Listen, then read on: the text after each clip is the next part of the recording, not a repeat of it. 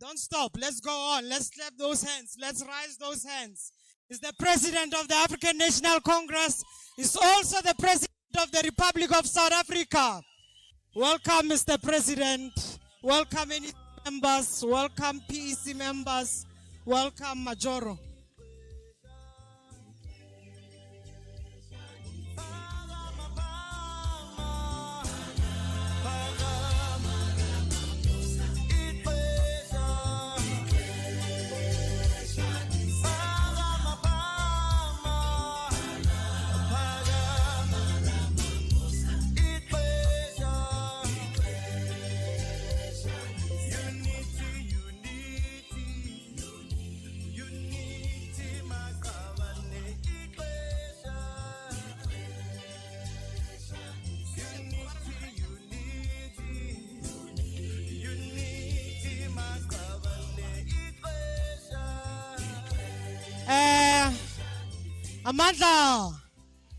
Amandla. Viva President Matamela, viva. Viva ANC, viva. Viva Bukoni Bupirima, viva. Amandla. Amandla. Let's see if the energy is here. Magwala acheche le morao. Oyaro na bapelo. Lisang magwala acheche.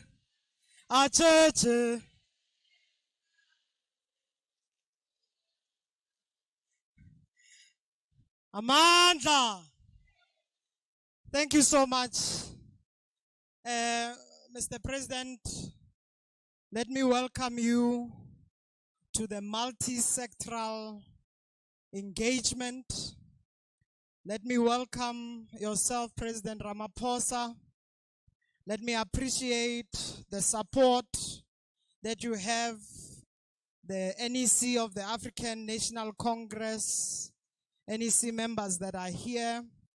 But here in the province, we do have provincial chairperson, Comrade Nono Malloy, supported by PEC members, who I will all call them by name in a second to introduce everybody. But we do have REC chairperson, Comrade Sheila, who's also our Majoro here in Bujanala.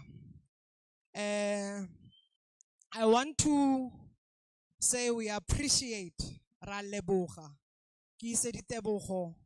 The multi-sectoral engagement is represented by over 22 sectors from various sectors: wildlife, disability, traditional health practitioners, businesses, liquor sector, all the young people who are here, the gambling sector, everybody who's here from different organizations, Mr. President, are here to engage with you. You will hear first the engagement that will take place from the speakers that we have. And the speakers that will express some of the challenges, some of the policy issues, some of the opportunities, and the good things that has been happening in our beautiful country, Africa Burwa, our beautiful home that we love and care for. Everybody that is also here is here to really consolidate how we unify, how we build South Africa together. We are not here to complain. We are here to build, strengthen, and support you, Mr. President. Bakaiso, Akita Michael AC, as a program director. Myself, Mapaseka, Steve Litzike, Kingwana Fokhaifa, Mr. President, Kitswa Pokeng, Kwa Khale, for Rustenburg, Etingfa. So I'm really happy to be home. Kinale co-program director, Comrade Bita, Kyoki Comrade MEC Warona, Movukoni Bupirima, who's going to lead this program together. I'm going to request that Comrade Bita, you take the opportunity to introduce all our comrades who are here and bring Mambata to speak about the purpose of the event. Over to you. Let's give a round of applause.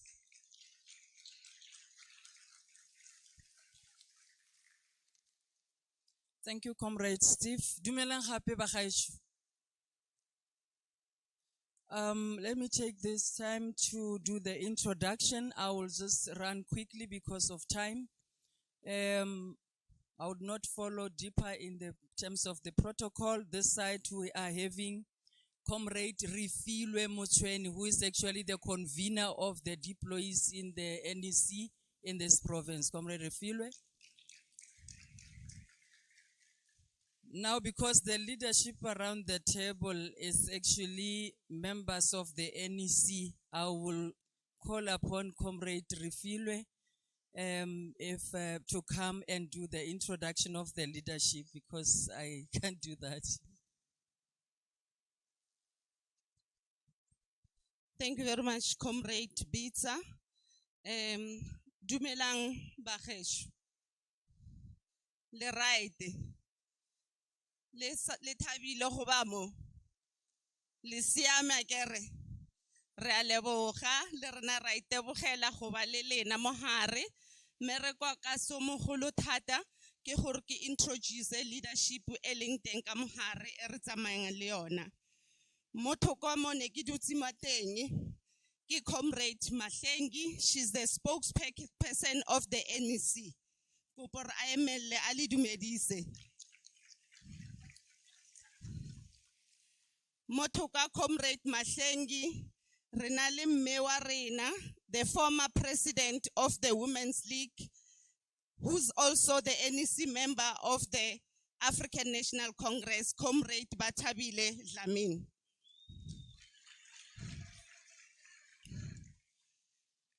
Letona kgolo la rona o re tlileng ka yena ka jeno ka fa ha ke no mo tsebisa ba teng ba botle ra mmereko o ka nako e tshwanetseng akere ke tlono mo feta ke ye ka ntlane next to chairperson akere mo pela chairperson re na le Comrade Lungisa ke NEC member ya rena ha emelle a le dumedise.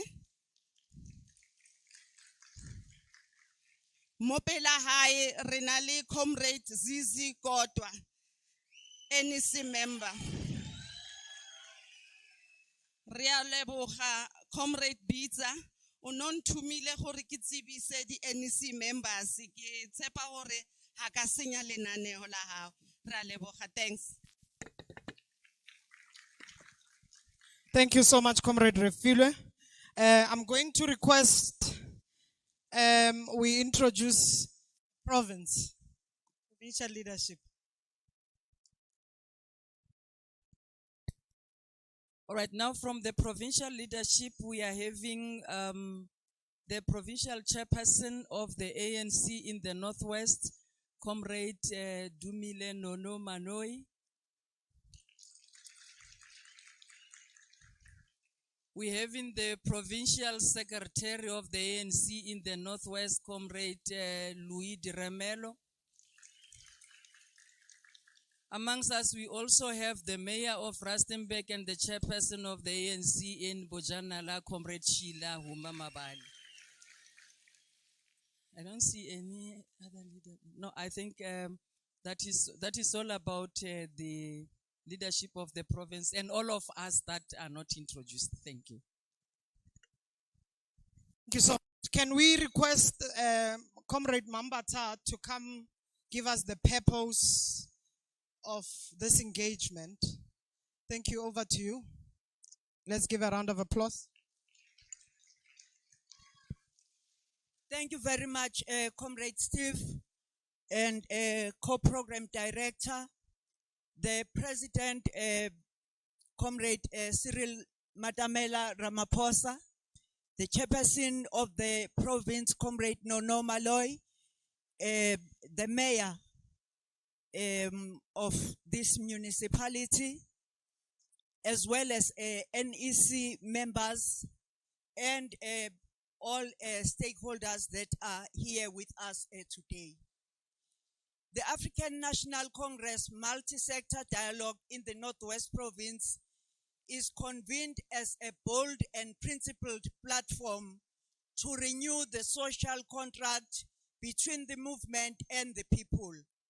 It seeks to deepen participatory democracy by bringing together government, business, labor, civil society, traditional leaders, faith-based formations, women, youth, and community structures to engage honestly and constructively on the future of the province.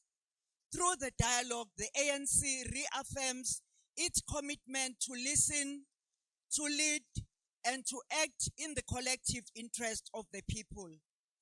The dialogue aims to place the lived realities of communities at the center of policy and action. It creates space for communities to speak openly about unemployment, poverty, inequality, failing service delivery, corruption, crime, and the erosion of public trust, whilst ensuring that these challenges are confronted with urgency, empathy, and political will.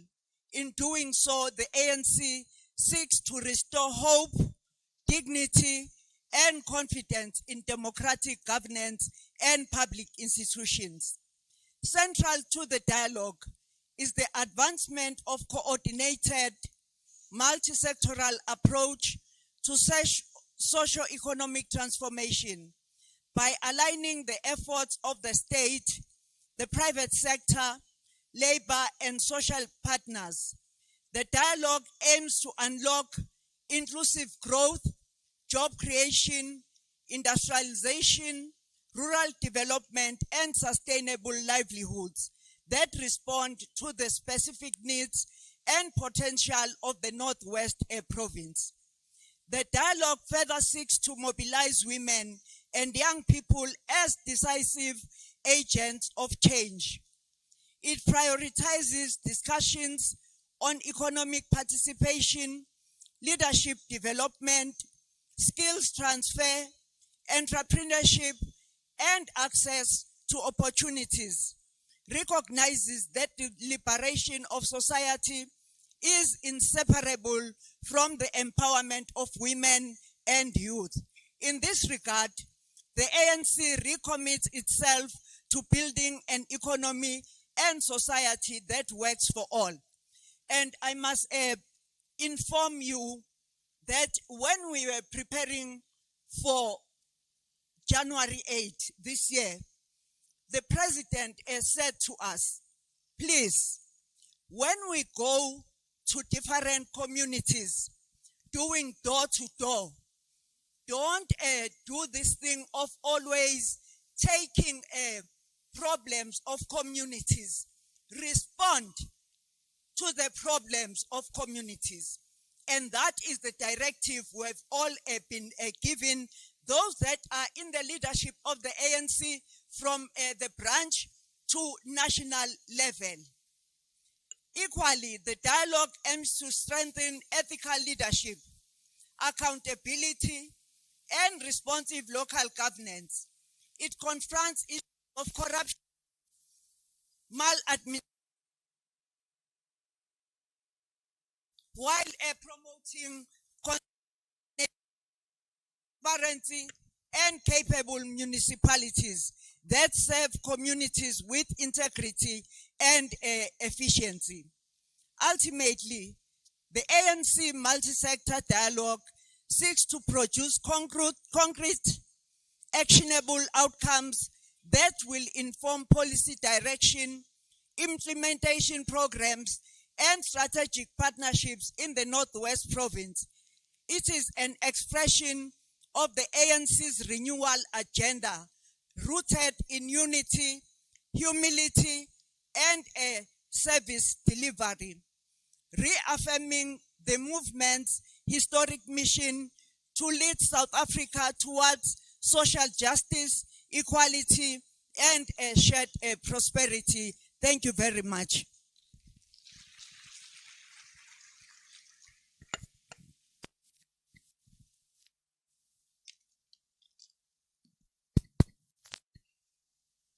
We will now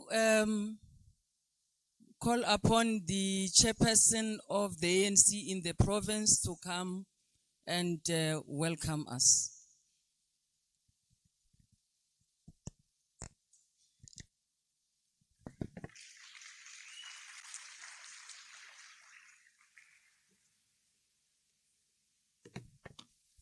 Amandla, Amandla, all power, all power.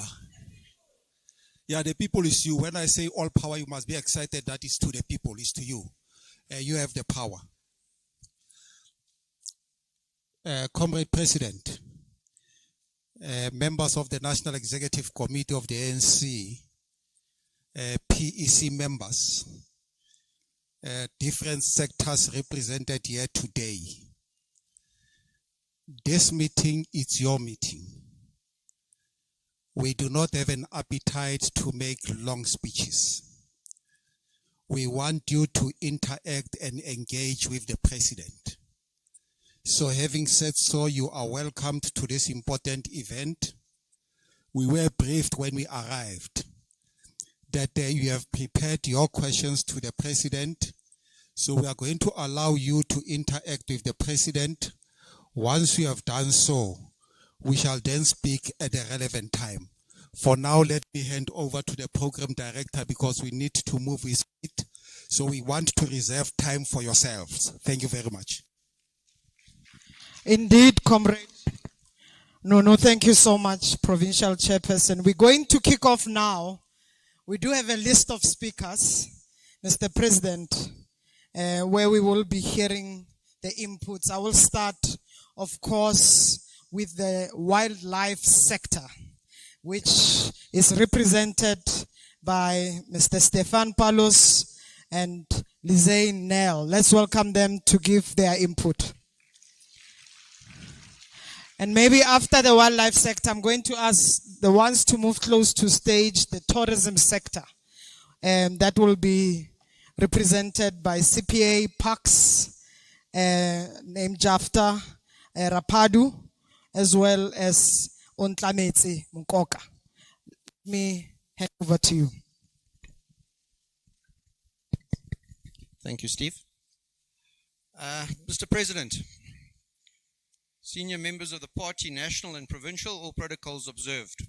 Thank you very much for this opportunity. Most importantly, thank you to the audience that has come out here today to join on this very important opportunity and the privilege to address you, sir, as the President of the country, the President of the party, and the supporters of this wonderful province. On the mention of this wonderful province, it's particularly special for me to be doing this in a province where some of the matters I'm going to touch on today stems from a very special daughter, in fact, champion of this province, Ma Edna Malewa, and her time. She was very dear and very special to us in the wildlife sector for a long, long time, sir. And I'm going to touch a little bit on the political side, and then my colleague will come and give some more of the good news. Up until Ma Edna's untimely passing in 2018, the wildlife sector under her leadership was thoroughly working on the biodiversity economy strategy. Under her leadership in 2016, a 6-week lab was held in Pretoria where all parties, all stakeholders came together under her guidance and developed the framework for what became the Operation Pakisa element. You, sir, are very aware you announced that in Tuandu in 2018. And I was at that as well. And it was a very, very good time for the wildlife sector. We knew our path forward. And she was an incredibly decisive and resolute leader of that from the political element. To be truthful, her untimely death kind of left the political leadership a little bit in a wilderness for 7 years. I do not want to take away from the people who led in that period of time. They are very talented and very able individuals. But I do think they were a fish out of water in the space. And the net result is the industry did not carry on with that project robustly. It has floundered. So still to this day, on the presidency website, sits that plan and that intention.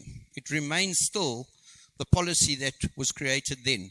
It does need tweaking. Things have changed. We've had the COVID period. Times have moved on. But that fundamental policy was sound then and it remains sound today. We would urge, and we do believe that recent changes have maybe put the new right fish into the water in the space, politically, in terms of leadership.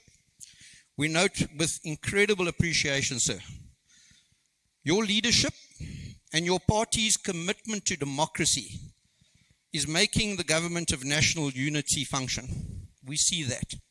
It gives us all hope. Sir, I had reason to drive past your own game farm recently, and I see you have GNU running there. So you have GNU in your political life, and you have GNU on your farm. Wildebeest, for those who don't know that a GNU is a wildebeest. We urge you, sir, to wind the clock back to that policy. Look at it. It is still vested within your very presidency. And let's take hands together and start to achieve what was planned under Ma Edna. The last words she mentioned to me in the parliamentary precinct earlier in 2018 was, Mr. Chaza, she called me that because it's my organization, do not worry, we have a policy and it's a sound policy and we have a plan. So thank you, sir. I'm going to hand over to my colleague who will deal with technical aspects and maybe give everyone some hope. Thank you. Thank you, Mr. President. All protocols observed. Thank you for this opportunity. I think the first point that I would like to highlight from the wildlife sector is that we are often not seen as an important economic sector, but we are. We play a very important role in securing ecosystem services that fuels the economy and that contributes to people's livelihoods and their well-being, as well as conservation of their wildlife. That's very closely linked to their cultural heritage as well. The value of the ecosystem services that the country contributes is about 72 billion per annum.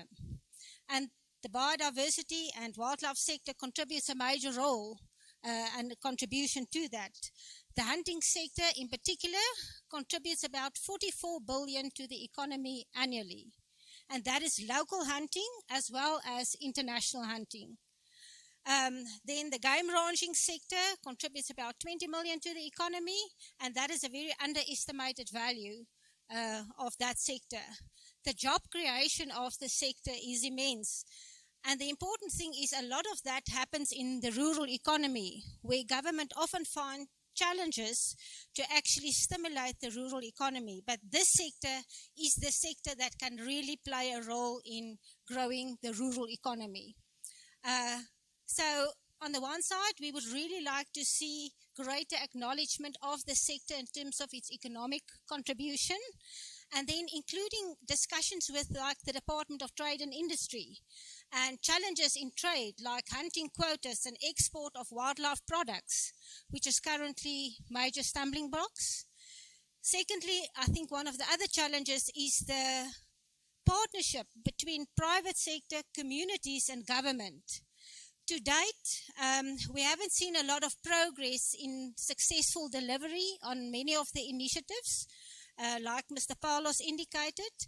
And part of the challenge is that government solutions to some of the challenges and private sector solutions are different, but there's not sufficient engagement between those various role players to actually unlock opportunities for inclusive growth. And that is how we can actually get communities, all of them, involved in the wildlife sector. A third issue that we would quickly like to highlight is the issue of legislation. Often legislation is started and then there's a very short consultation process with the sector and communities, and especially where the wildlife sector is still new to many of the role players, we need a more proactive approach and engage communities very early on in the legislative process. You can't comment on legislation if you don't really understand the impacts of that legislation on you as a rural fisherman or a rural hunter. So we really need proper engagement and meaningful engagement on legislative processes. The fourth issue that I would like to quickly raise is the issue of resources and capacity. I think because the wildlife sector, which is very closely linked to conservation, is often not seen as a major contributor to challenges like climate change and poverty, it's not given the necessary resources to address issues. But as we've highlighted, it plays such an important role in fueling the economy and rural economic development. We really have to make sure that we have sufficient resources at provincial level to provide support to new entrants in the sector, but also to the existing wildlife operators so that we can have an inclusive growth of the sector. Thank you, sir.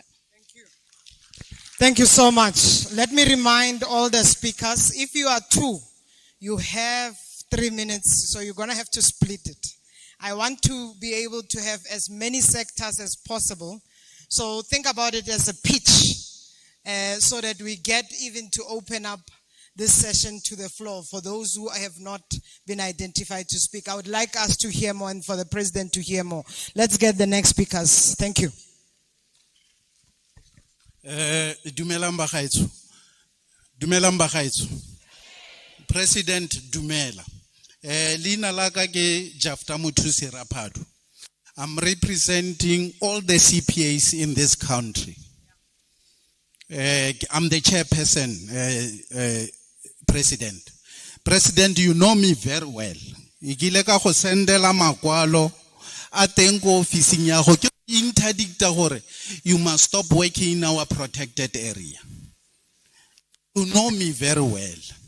I happen to reside here in Northwest. We are having the same problems across the country. There's no transformation in a wildlife sector. I want a transformation, President. I go to Please, President, please. Where we are sitting as CPAs, we have what we call co-management. We were supposed to co-managing all these parks, but we are not. We are prevented by the sectors, the business sectors. We are prevented by your officials, our president.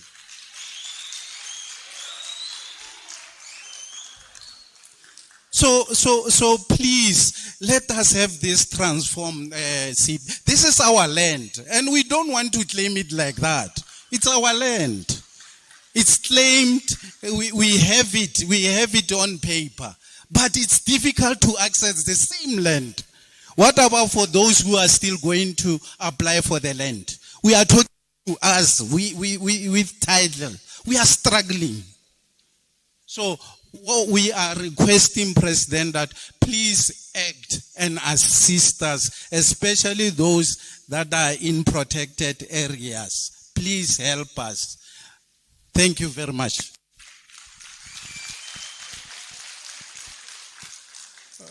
Good afternoon, Mr. President. Good afternoon, all leadership. Ke nna Ntlametse Mokokwa, ke tswa ko ba phalane ba Sesobe CPA.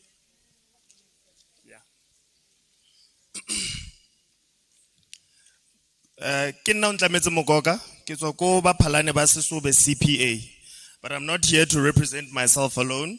I'm also representing the CPAs tsa ko Borakallo, tsa ko Magalies Biosphere, Khutso Nakedi ya ko Skierport, Velgeval, Bapolomiti, le Bakgatla ba Khafela.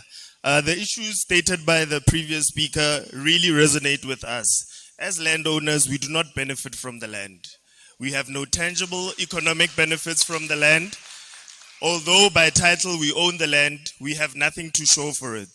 We have partnerships with previous landowners that are not being fulfilled, management agreements and co-management agreements that are not being adhered to. President, we request as CPAs, please, let's cut the red tape with the management agreements. Let's be able to implement those that have been signed to and agreed to. We have many issues. However, time is not on my side. But if we can cut the red tape, a lot of us in this room will be happy. Thank you, Mr. President. Thank you. I'm going to request the clothing manufacturing sector, the textile, represented by Khomotso Hwaswe. And then after, please also come to the front, the liquor traders, represented by Patrick Malebu. And as well as they come through Sipiwo Mzwali, who's coming from Wikona Provincial Coordinator. Please also join us in the front. Let me hand over to Khomotso.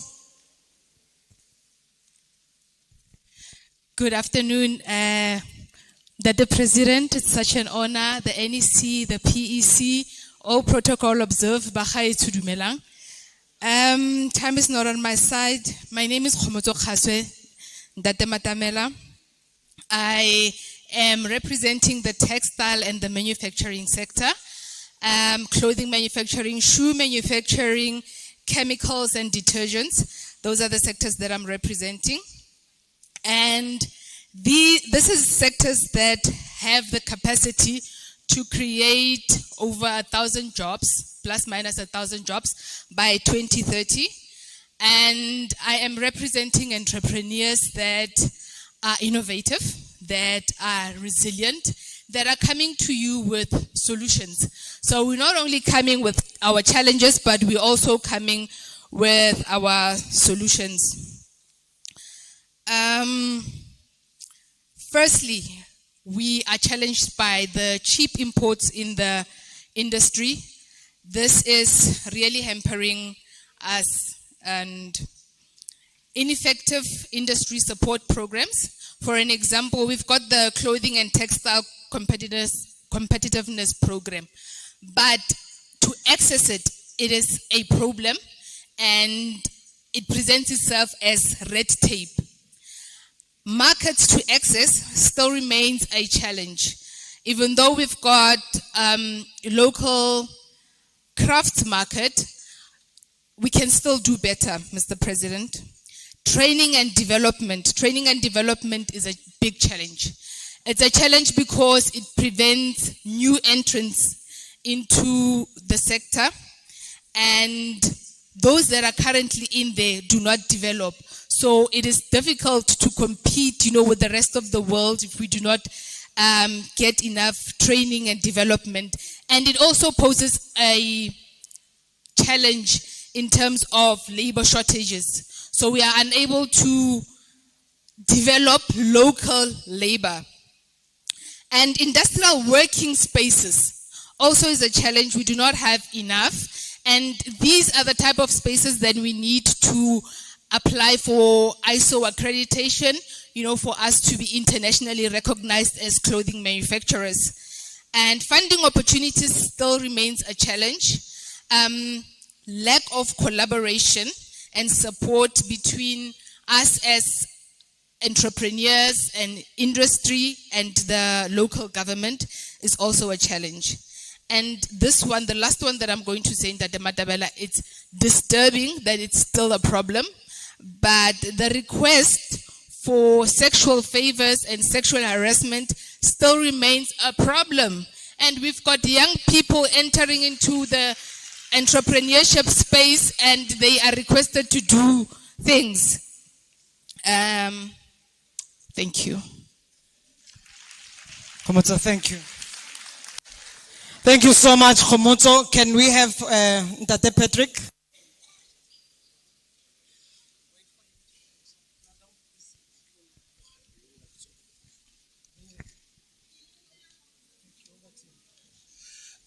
Dumelang bagolo, President, ke kopa gore titlelle ke mo bokone bophirima ke US Tswana ke a itse gore wa sutlwa ke emeletse barekisi ba bjalwa le bona ba utlwa Setswana ke nna Patrick Malebo. I'm a legal trader and also happen to be the chairperson of a newly formed Northwest Legal Traders Association. Our points are very simple. As the new organization, re kopa recognition. Re kopa gore lefapha le itse gore re teng jaaka go di provinces tse dingwe. Le re recognize, le re utlwelle, le re engage. Now, the critical issue here is the new baby in the block, which is the new Liquor Act. E re tshwarisitseng motlhalata President. Re kopa gore o re thuse mo yona, because rona re le barekisi ba bojalwa we want to form part of the new Liquor Act. Mme go na le one or two things tse di re tshwarang gore re wele mo yona. And then the very same new Liquor Act, it refer a transitional period of 3 years. And again, since we come back from the COVID-19, we are in a recovery mode. The MEC, please, arutlele botlhoko a nne le rona mofatshe re kgone go bua dilo tse di re tshwenyang.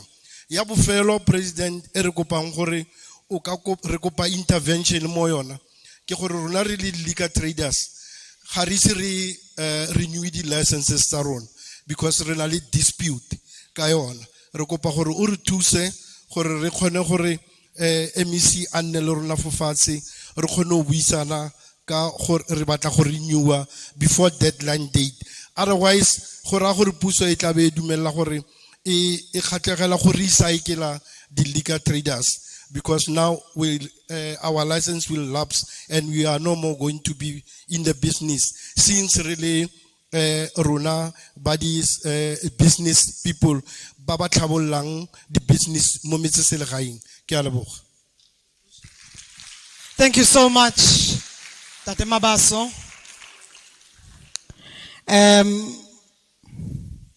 Mr. President, in 2024, South Africans spent 115 billion on liquor.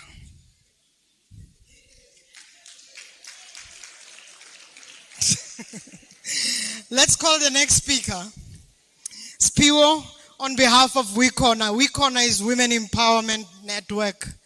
This one is the chapter.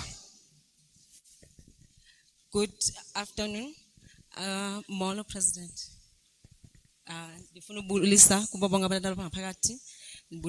MEC, protocol observed. My name is Sipiwo Mzwali.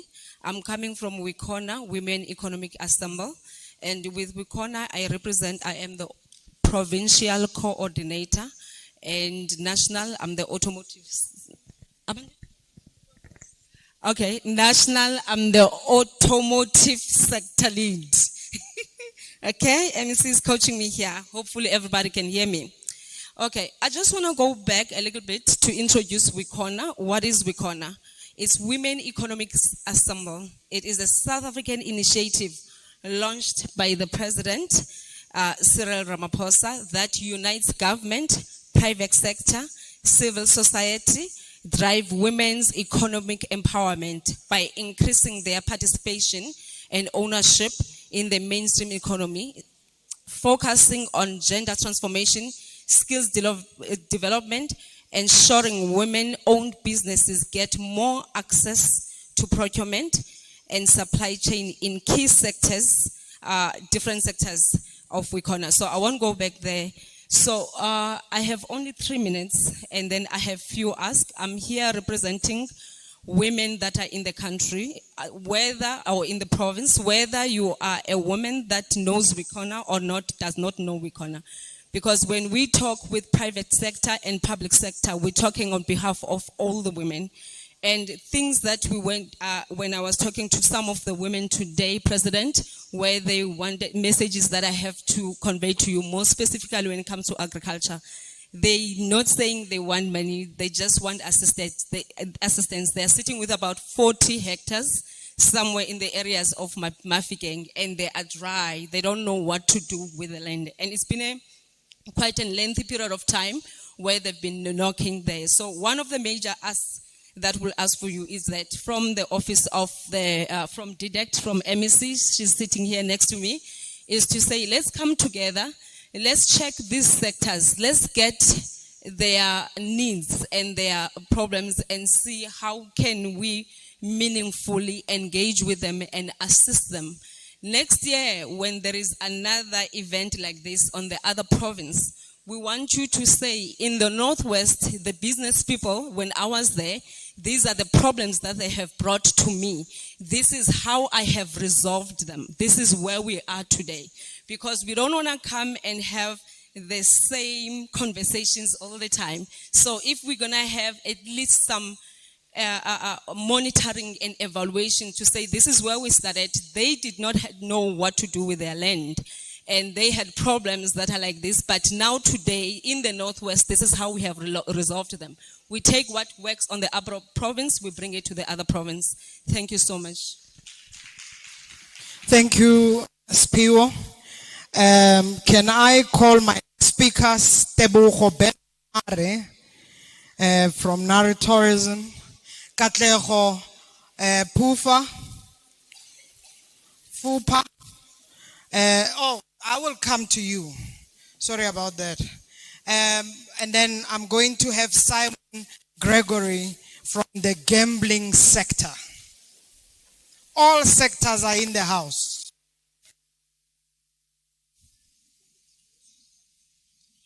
Over to you, sir.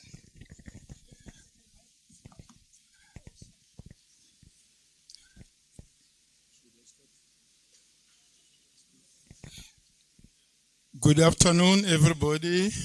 Mr. President, you are welcome in the friendly province and the friendly city, Rustenburg. Northwest Province, you are safe. Thank you. Protocol observed. My name, as is mentioned, I'm representing the company I founded, Nare Travel and Tours. It's 20 years now.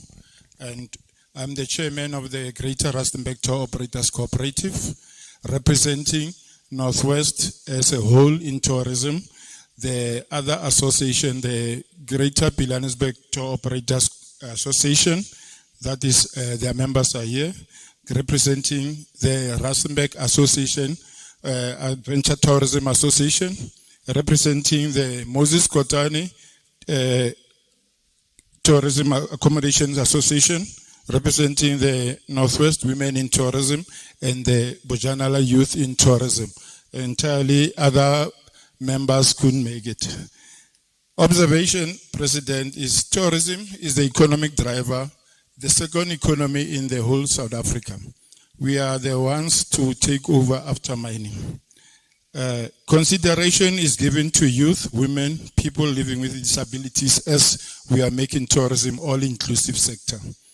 Our challenges as a tour operator, number one, is the permission, compliance, the transport permit. And PTR is a challenge to us that is hampering our operation. Then the second challenge is allocation of funds to the Northwest Province to major events that can be hosted in the city, in the province as well, entirely because of we also need to develop like other provinces. Then the road infrastructure is the problem, as we all know, that we have. Now, safety and security is at a high level for the tourists and us as the community. Then we need also adequate information centers to be operational throughout the province. And the other one is skills development for the youth that are now finishing school, as we call them postgraduates, that needs to be employed, and the tourism is the most sector that can employ. Non-compliance of accommodation sectors that have mushroomed and are now giving a challenge to the legal entities that are operating. Then the other issue is the payment from the government sectors. My recommendation, as we have discussed, President, we request as the tour operators that the tour operators permits be given to cross-border road transport agency because it's very effective and is up to date for the all new applications that we are submitting because of the backlog at NPTR is hampering, and now the other arm of the state is not talking to the other. That is the traffic officers charging the tour operators, and also the minister had agreed that we must not be charged until the backlog is finished. But it's a problem now. So we recommend CBRT to take over for temporary. Last point.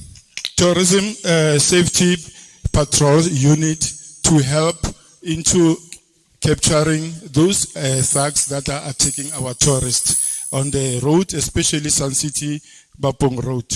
The other request is the police station on that sector site because of it's very open. Then we also request more funding for the province of Northwest to fast track all the plans that are needing to be done into the tourism sector. Thank you so much. Also the national parks. Our park fees in the Northwest are very exorbitant, and now that has led to the escape to Kruger National Park and also Dinokeng as a competitors of Northwest. We request at least to be very lenient into the pricing of the system. Thank you so much. Thank you for the inputs. Mr. President, I came to the floor because one of our speakers represents the disability sector. Close that mic, Precious.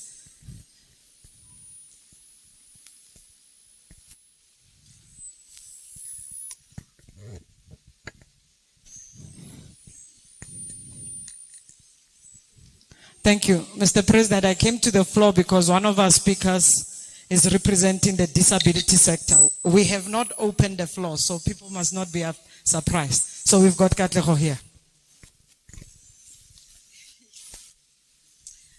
Good afternoon. My name is Charlotte Katlego Fupa. I'm the founder of Disability Empowerment Foundation and CEO of Crystal Construction. Honorable President, Honorable Deputy Minister, Honorable MEC, and distinguished guests. Thank you for creating this platform of dialogue on inclusive economic growth. I speak today on behalf of persons living with disabilities, a sector that is largely excluded from South Africa's economic mainstream. Despite the strong policies and constitutional protection, persons living with disabilities are not dependents by default. We are entrepreneurs, we are professionals, we are artisans, we are workers. And yet, unemployment amongst people living with disabilities are proportionately high, and the public sector target of 2% is still not met. Our concern is not of absence of policies. Policies are there, we love them, we accept them. Our concern are the implementation and accountabilities of those policies that are set in place. We ask, how will the government enforce disability employment target across all departments, SOEs, and the private sector? What consequences exist for non-compliance? And what initiatives exist for those who lead by example? We further raise the issue of economic participation, access to funding, procurement opportunities, and skills development remains structurally inaccessible for persons living with disabilities, particularly women, youth, and those in rural areas.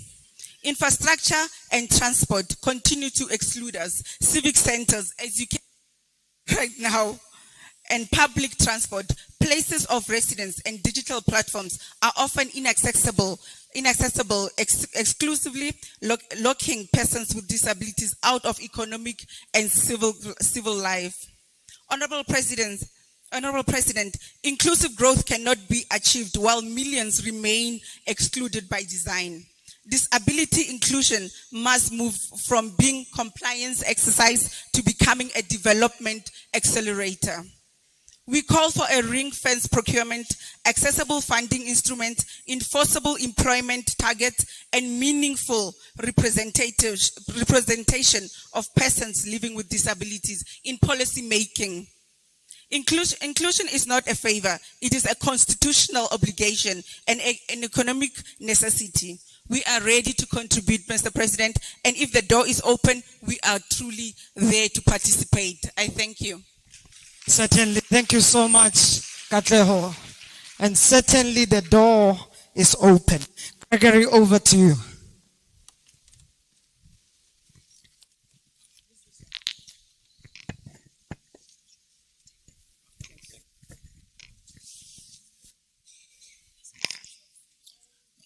Mr. President, MECs, MMCs, Mayor, Councillors, welcome and good afternoon.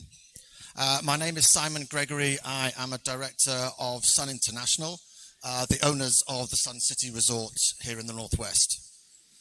As owners of the Sun City Casino, we have seen the land-based casino market struggle for revenue as the online gambling markets have experienced high growth. As historical owners of the Sun City Casino, we have been licensed and paying tax in the province for many years. In recent times, we have acquired a bookmaker's license and are now paying significant taxes on our online revenue also. The sector notes the recent discussion paper by the Treasury regarding the proposed imposition of a further 20% tax on online gambling revenues. This paper was issued without the engagement of the industry or the provincial licensing bodies. Industry participants would welcome the opportunity to consult with government on the pros and cons of further regulation and taxation of the growing online gambling sector. Secondly, the licensed operators in the province face headwinds from unlicensed premises and websites. These operators pay no taxes, and unlicensed websites are a direct extraction from this economy. Whilst the provincial licensing authorities fight hard to identify these operators, enforcement against these unlicensed operators is extremely weak. Licensed operators need more assistance and protection from government against these unlicensed operators. I'd like to thank the government and the leadership of the Northwest Gambling Board for their continued support.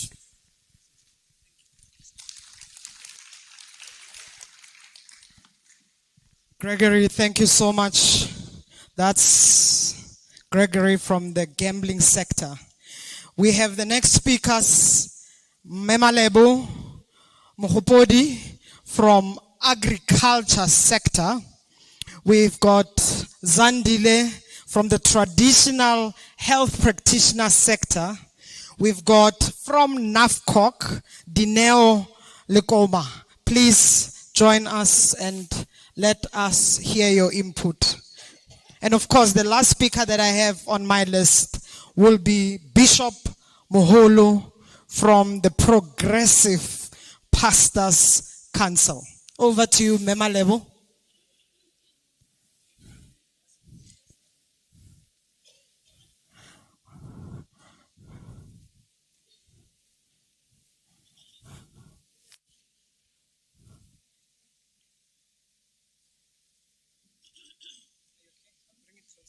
Thank you very much. Dumelang bagolo. Good afternoon. My name is Malebo Mohopodi. My name is Malebo Mohopodi. Ke a go dumedisa Comrade President le ba ba go potapotileng protocol observed. I represent the agriculture sector in the Northwest.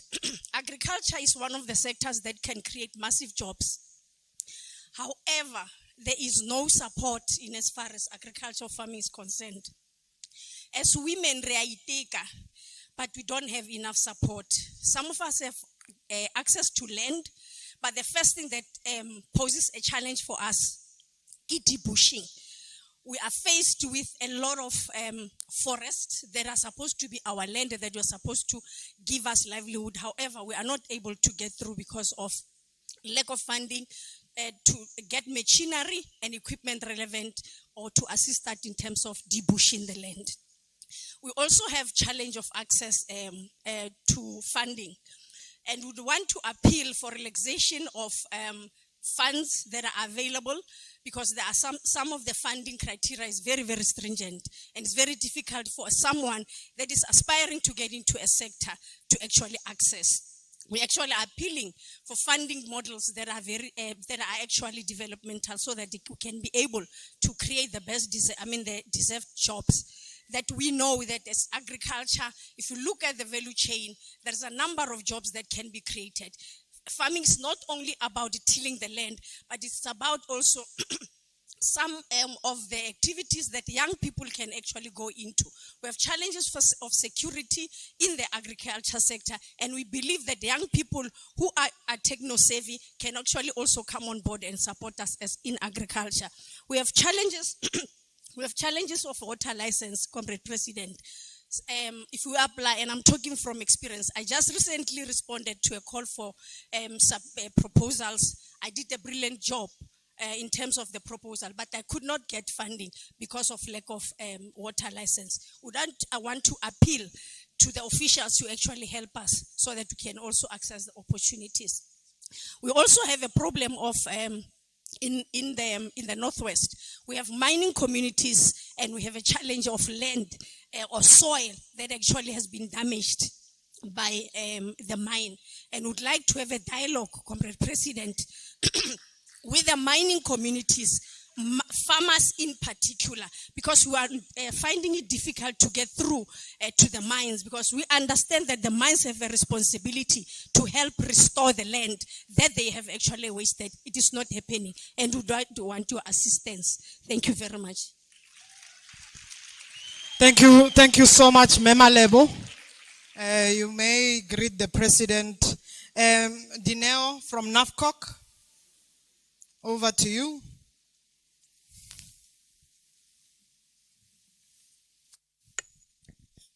Good afternoon, Mr. President. All protocol observed. Standing before you is Dineo Legoma. I'm representing one of the oldest black economic movements called NAFCOC, which stands for National African Federated Chamber of Commerce and Industry. I am the Secretary General for NAFCOC Northwest. Mine is not to tell the President or our province what we need, but mine is to tell the President, our MEC and provincial government that as NAFCOC Northwest and as NAFCOC National, we support the ANC, to tell the nation, to tell the ANC that NAFCOC has also gone through a process of unity and renewal, similar to what the ANC is going through. NAFCOC is an organization that was formed in 1964. Yes, last year we celebrated 60 years. NAFCOC is a partner of the ANC from the economic sector. NAFCOC has 9 different sectors. I heard speakers from the textile industry, from the wildlife, biodiversity, women, tourism. All these sectors are in NAFCOC. And mine is to say, as business people, we need to unite. We need to work together with our government, with our provinces, to grow the economy together. I'm also proud to say that as NAFCOC Northwest, we are also one of the license holders of the recently issued bed exchange licenses, and we are very excited to be participating in this sector. So mine is just to say, NAFCOC is going or would like to work and collaborate and continue its work with the ANC and with the province. Thank you. Thank you so much. Can I have, of course, Simon Masenya from the film production?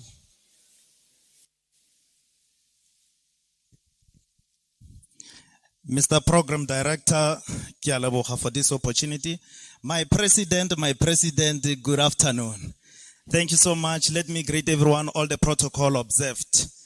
Mr. President, I will be very short like a miniskirt because I'm getting threatened, especially when you speak. Yes, my name is very precious. Simon Masenya. Yes. Mr. President, you know, I'm one person where we are very energetic. When coming to energetic, Mr. President, our energy is always drowned all the time when we try to rent the car. So now we are getting drowned all the time. The reason why I'm saying that, Mr. President, is that one of our members in our film production is from China. He was taken by Department of Tourism in National to China to learn Mandarin, and he got a certificate in tours and management. And Mr. President, as we speak now, we are busy with a very big production with 35 members, 3 years consecutive, Mr. President, without fail, having 35 unemployed youth coming every day with hope that one day our government will do something for them. But Mr. President, every time when we knock to these doors, we are told to submit proposals. Mr. President, we do that. Everything they want, we give them. But the problem, Mr. President, is that positive responses. Mr. President, we are compliant. We are the people on the ground. As I speak now, Mr. President, we are on Platinum Northwest TV to show that we are doing something. We are televised on television every Wednesday, 6 o'clock. Every time, Mr. President, we are on local radio station called Katleng FM. Our story is playing there every time. And every Wednesday and Fridays, 10 past 12. So now, Mr. President, one thing, that the reason why I'm saying we are getting drowned, instead of these people inspire us, they drown us. And then there's no way, Mr. President, every time when you come and you meet with your people with that hope, they get shocked to say, what is going on? What is happening? I then said, no, I'm here to talk with the president again. But they said, the response was that this is one of the talk shows. So, Mr. President, we are tired of that. And I want to highlight these few things, Mr. President, that I'm not breaking, Mr. President. We've got 4 awards. The first award we got, it is called the Grooming Legend Award. We got the Mzansi Arts and Media Award. We've got what we call the Royal Gospel Music Award. Recently, Mr. President, we received another award from the Northwest Media Award. So, Mr. President, this shows that we are these people who are inspired, who wants to do something for South Africa, but there's nothing that is happening. Now, Mr. President, in short, Program Director, I'm closing. Now, Mr. President, I'm getting very worried because this thing is a serious concern that is not taking us anywhere. We've got a partnership that we did, Mr. President, with Pomegranate Media. Everyone knows it. It is the one that actually plays Boisi Dingo and All You Need Is Love and all these things. Mr. President, the reason why we got into that, it is because we know we wanted Taiwan, the people with experience. And these people, we know that they will transfer skill to our people. But because the project is standing there, they are scripted, they are everything, but we do not have funding. So we need, Mr. President, from you, partnership in funding. We need to, this year, this thing must be on television, SAVC2. So I'm saying this, Mr. President, with a bleeding heart. The last comment that I want to make, Mr. President. Yesterday, Mr. President, we were busy with the craft, Mr. President. About 40 to 60 young people buy the garment with their textiles. But these people, they volunteered, the material, everything, the machines, it is from their pockets. Same as with our production. The machines that you see here, we buy them from our pockets. But we are unemployed, Mr. President. We need these people to rise. You once said, Mr. President, we need to create something so that we can create employment. We are doing that. But there's no one is doing anything to us. And that thing is demoralizing us, President. Thank you so much.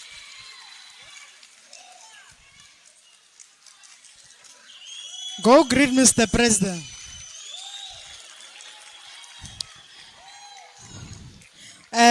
Thank you so much, Simon. The film industry contributes 7.2 billion annually. So it's a good contribution to the GDP.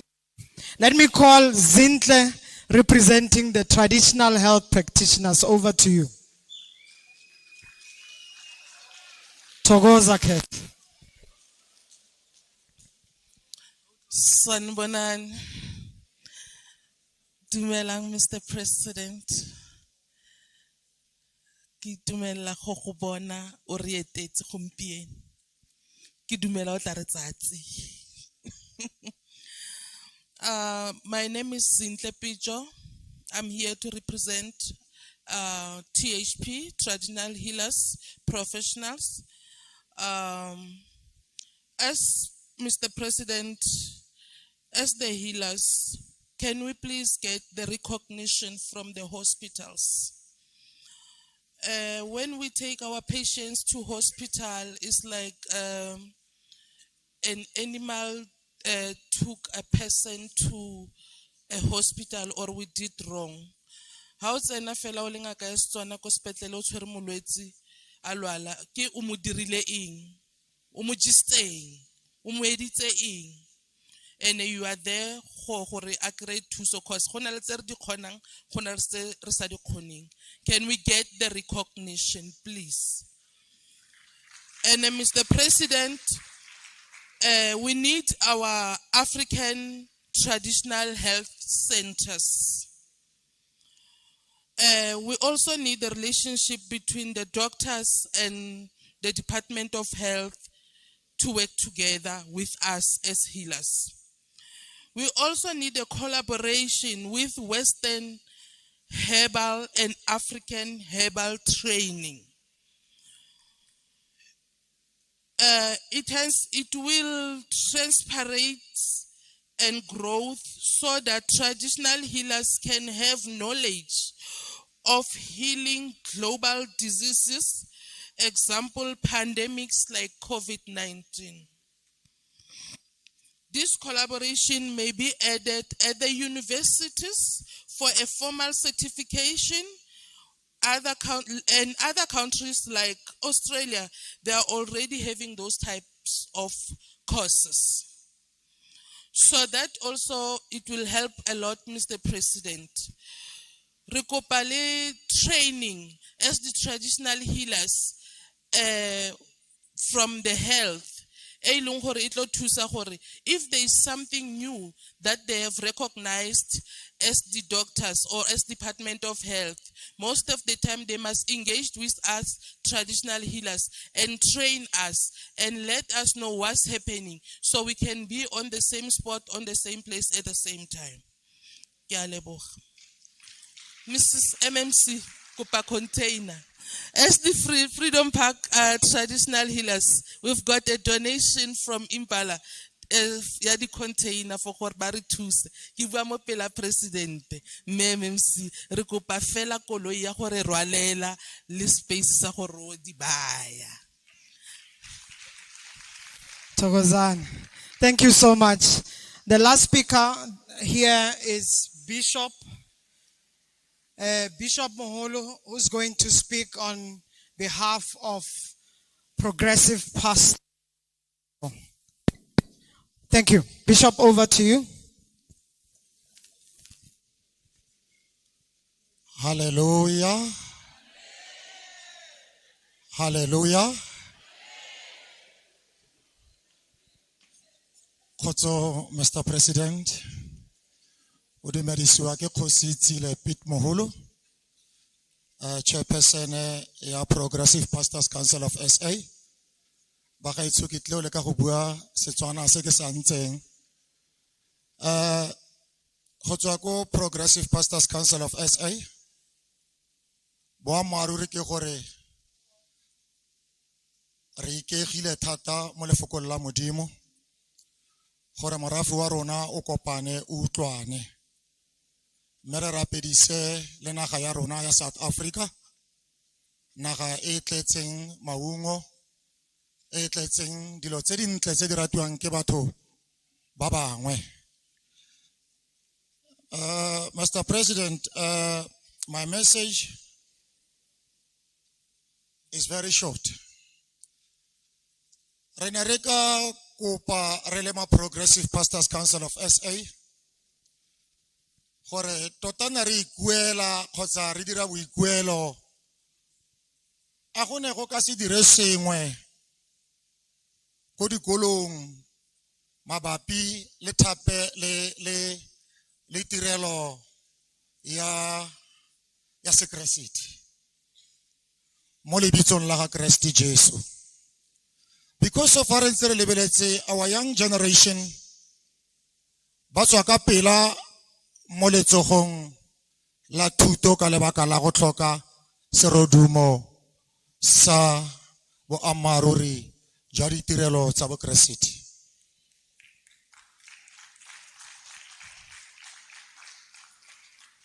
I quote a verse, Matthew 7 verse 12. Direlang batho dilo tse lo ratang ba lo direla tsone. Ha o dira dilo tse di siameng, o tlang ko morago o tla go direla dilo tse di siameng. So re itse gore re na le bašwa ba ba tlang ko morago ba ka re thusa. And Mr. President, re ne re batla go dira boikuelo gape mo lephateng la dikereke gore dikereke re kopa dikereke di elo tlhoko thata. Because of batho bao ha ba ka tswa mo tseleng morafe wa rona o tle o ile go tswa mo tseleng Morafe ga we go kgona go utlwa kgosi, kgosi ga yo kgona go utlwa modimo, modimo ga go kgona go lebelela lefatshe. My message is very short. Matthew 18 verse 18. Sengwe le sengwe se se diragalang mo lefatsheng ka kutlwano le go le godimo se diragala sentse fela jalo.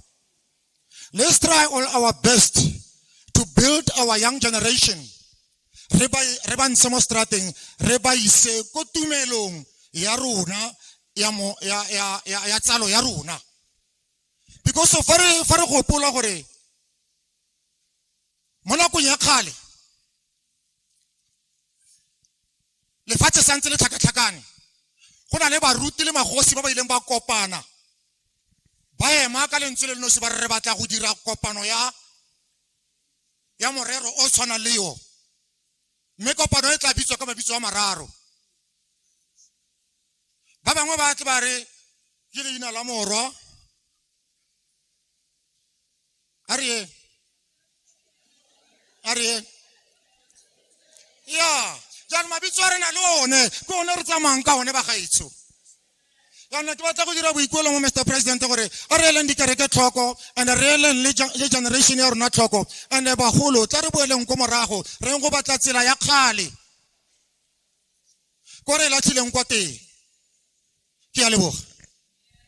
Thank you so much. We have 12 minutes remaining. In this 12 minutes, we're going to be, this is before President responds. We've agreed he's going to respond at 4 o'clock. So, working with Comrade Bitsa, MEC, I want us to utilize this 12 minutes wisely. If we give 1 minute each, we can have 12 people. But if people speak for more than a minute, that means it's less number of people. Comrade Bitsa, can I hand over? Comrade Refilwe, this is a second mic to have this 12 minutes sharply, and I'm counting down. Comrade Bitsa, do you want to identify the hands?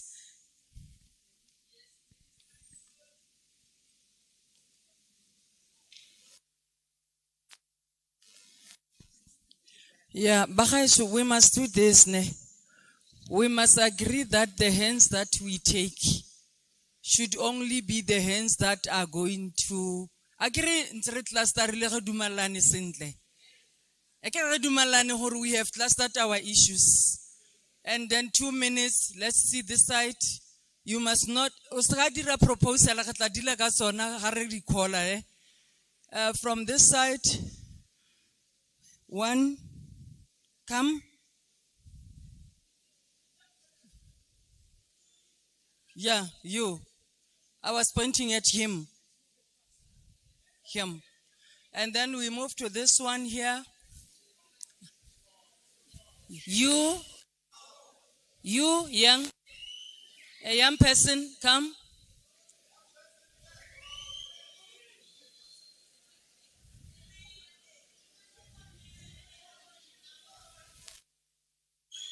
The old person at the back there with 2 hands raised. First. The very old man here.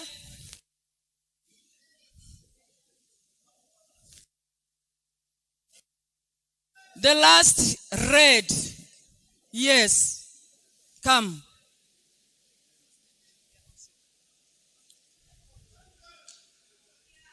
The white lady, yes. Church.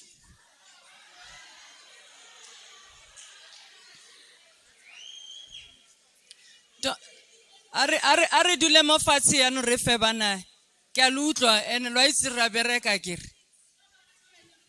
We just give one speaker 2 minutes. Ga ke tsholetsa letsogo, you are done.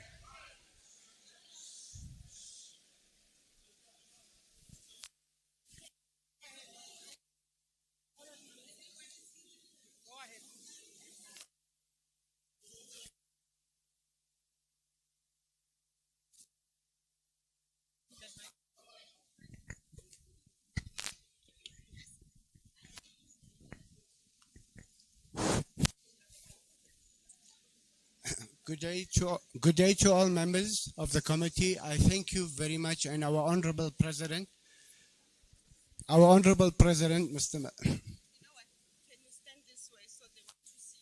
Okay. Like this. Okay.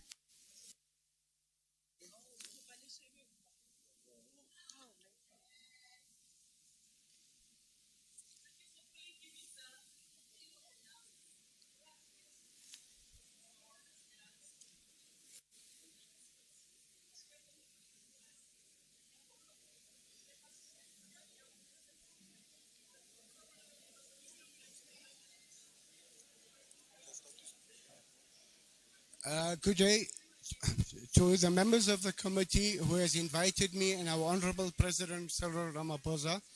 I thank you very much for giving me the opportunity of having a meeting to be able to present to come to the meeting over here. I'd like to take the opportunity after hearing all the requests from the public and the people that we have intensely studied all the issues related to the Mega Hub project, and we have with joint venture parties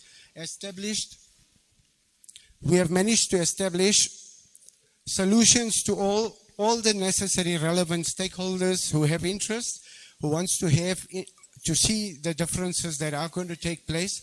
Our government is fully supporting that structure. I am living proof of what has happened. They are definitely supporting me wholeheartedly, and collectively they are to everyone else. So with our engagement with the president, we will definitely put forward as a business sector several solutions to quite a number of things we've heard from the relevant stakeholders where the issues lie. And God willing, by the grace of God, as citizens of the country, with the support of our president and the committee, we will definitely be able to address the issues and make our country a very successful economy with everyone having fair, equal opportunity. I thank 2 minutes you is very gone. much. 2 minutes, thank you. Tata. Thank you. Dumelang bagolo. Ke Katlego Segale from Mafikeng. I'm into construction and ke go bua bikinyana ka yone and then touch base on education. Re na le challenge as basadi in women in construction. You apply for a tender, for example, and then you meet all the criteria, and then gape mo teng o na le dipampiri tsotlhe di feletse. President, afternoon, President. Re na le problema gore batho ba tla ba tsenyana. Tšhomi ya ga mang o tsenya mang within the department, and then rona e tla be sa re favor. And then on the education side, I hold a master's in business administration from Region Business School. Ke na le 7 years ke ntse ke apply. Thank you.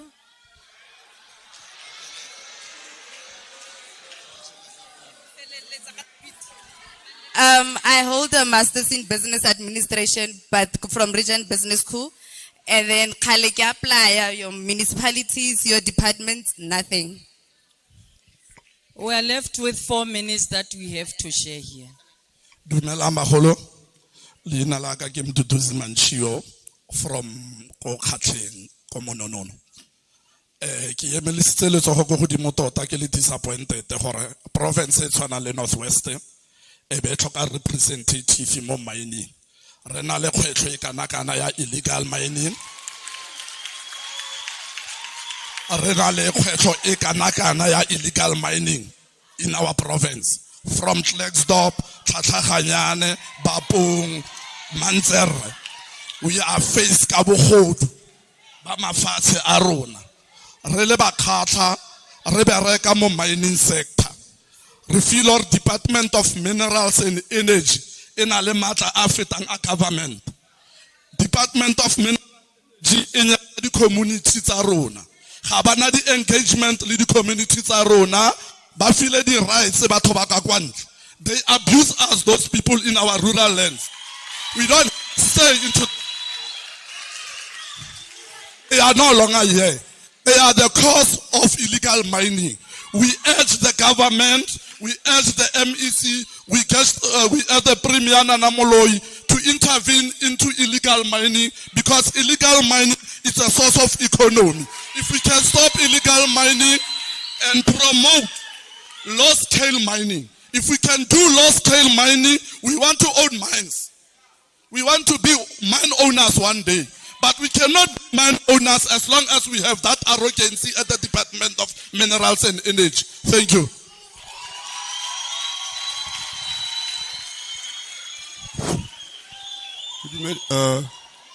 Ke dumedisa presidente le tafole ya gagwe. Leina la ka ke Michael Tunu Matlapeng. Ke lebagana le presidente ke a presidente ya ka. Ke ngwana ke o kila bereka 3 years 10 years mo lona.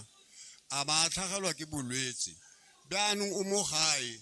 Ke ra gore a presidente ge motho a lwetse ga nke le motsaya gape ga a fodile ka gore gone yaanong le nna ke bolwa ke tlala ka gore ngwana ke ga bereke.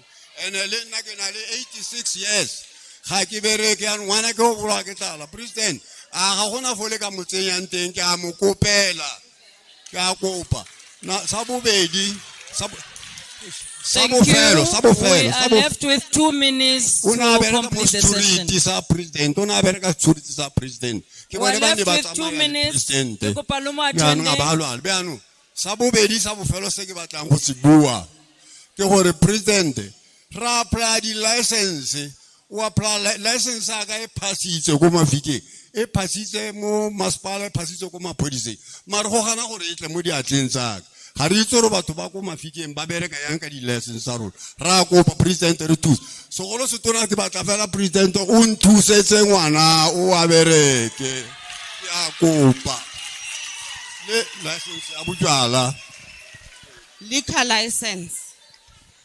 Dumelang baagi ba Rustenburg o buang fana ke o dirile Masinga, me born and bred of Tlhabane GG. Mr. President, we have a problem. ANC itlile mo Northwest mare batho bago ga re itse go etsagalang batho bago le toilet re palla go go etsenya go stadium le fence ya fence tente e tswa go Gauteng a mme go gona gala bathong aowa 2 decades in a good standing membership of ANC ga ke re sepe. Thank you, Mr. President.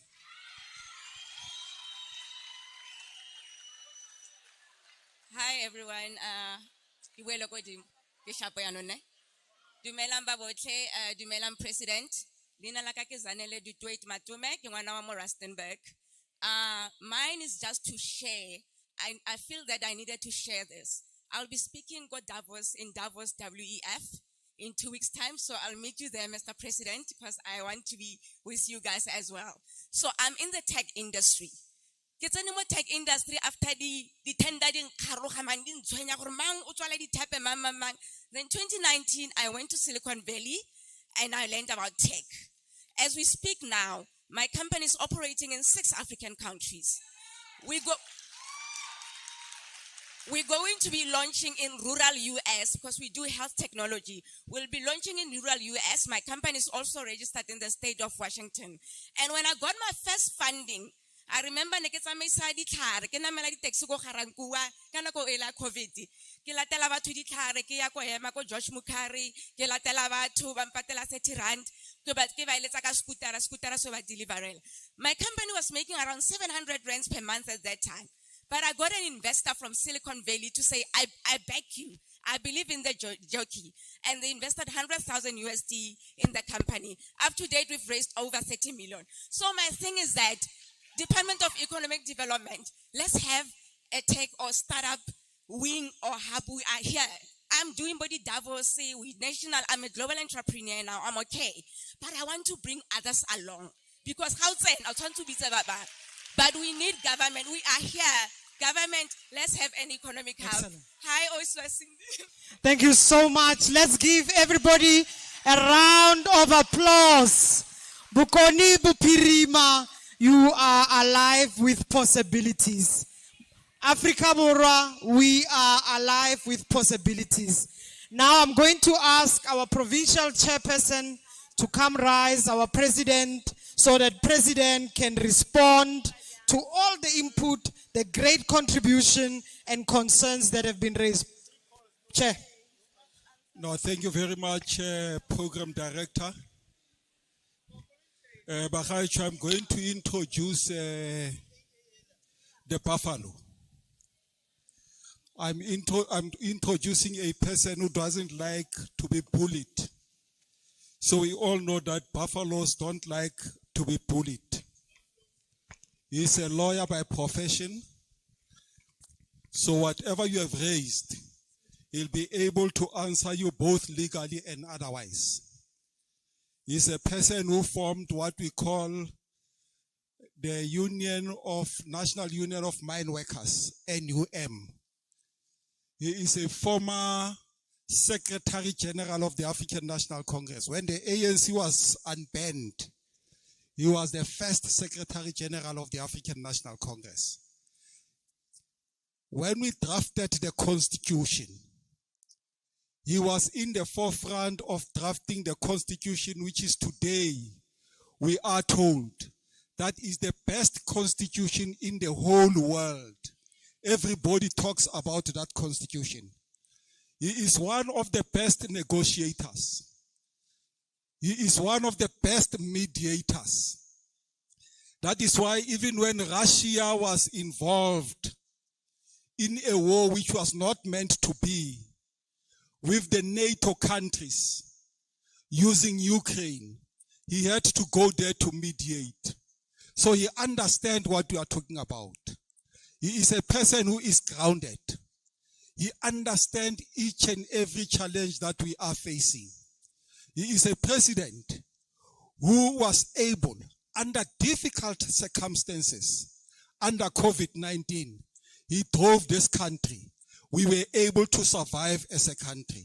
Now allow me to introduce the President of the African National Congress, Comrade Cyril Matamela Ramaphosa, to answer your questions and your comments. Comrade President.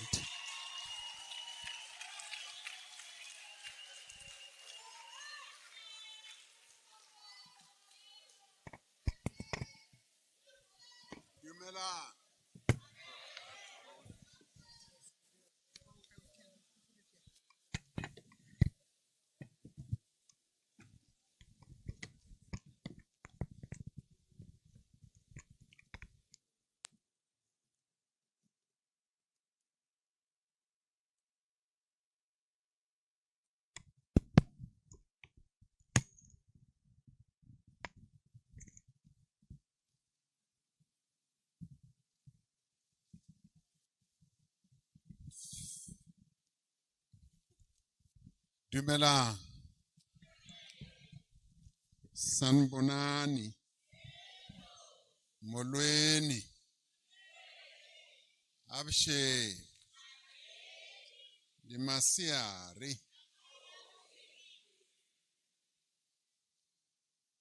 Amandla. Amandla. Forward with Northwest, forward. Akelebuche, thank you very much to our program directors.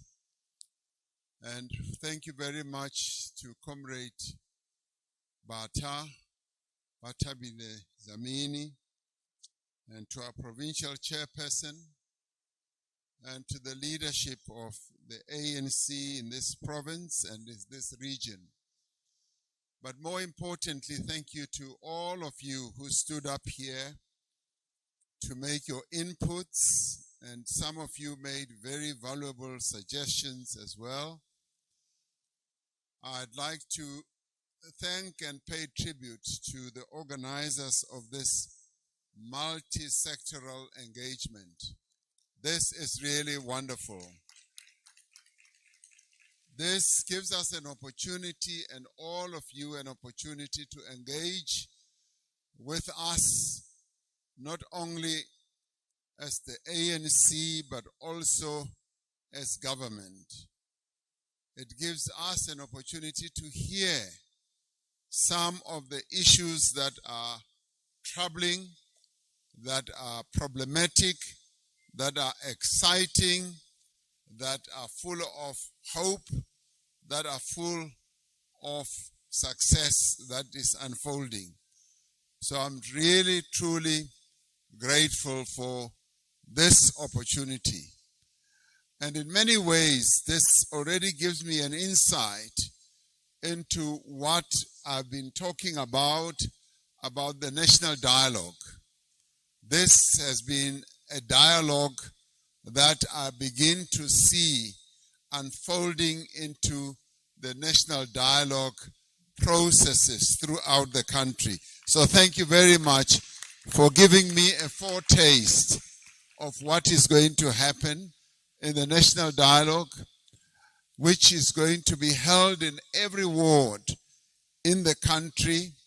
And I expect that our people, as you are gathered here, are going to participate in large numbers and be able to come up with suggestions, as some of you have, on how to chart a way forward for our country. I truly feel humbled with regard to the suggestions that have been put forward, but also the manner in which you have also articulated some of the problems, some of the challenges, and you have done it in a very organized way, disciplined way, and forthright manner. But I also appreciate that the crowd here, which amounts to about 750 people, you were supposed to meet in a smaller venue, and you were moved here because so many of you wanted to participate. And the crowd here represents the demographics of our country. There are a lot of people here from various sectors, religious, gamblers, and tavern owners, and people who are living with disabilities, white people, black people, dark like me, and light like Executive Mayor Umuseunyana. So this is a really exciting process, and I thank you, Comrade Bita, and all the chairpersons, the program directors, of course, Comrade Steve, and the region and the province. I'm truly, truly uplifted.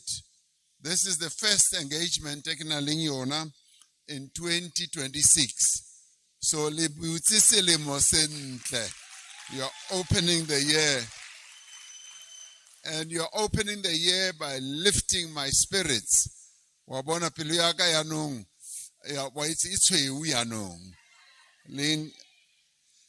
me start off with what Carlos said, as well as what my other sister said. Her name is, I have a name here, but anyway, she's the lady in wildlife as well, from the Wildlife Society.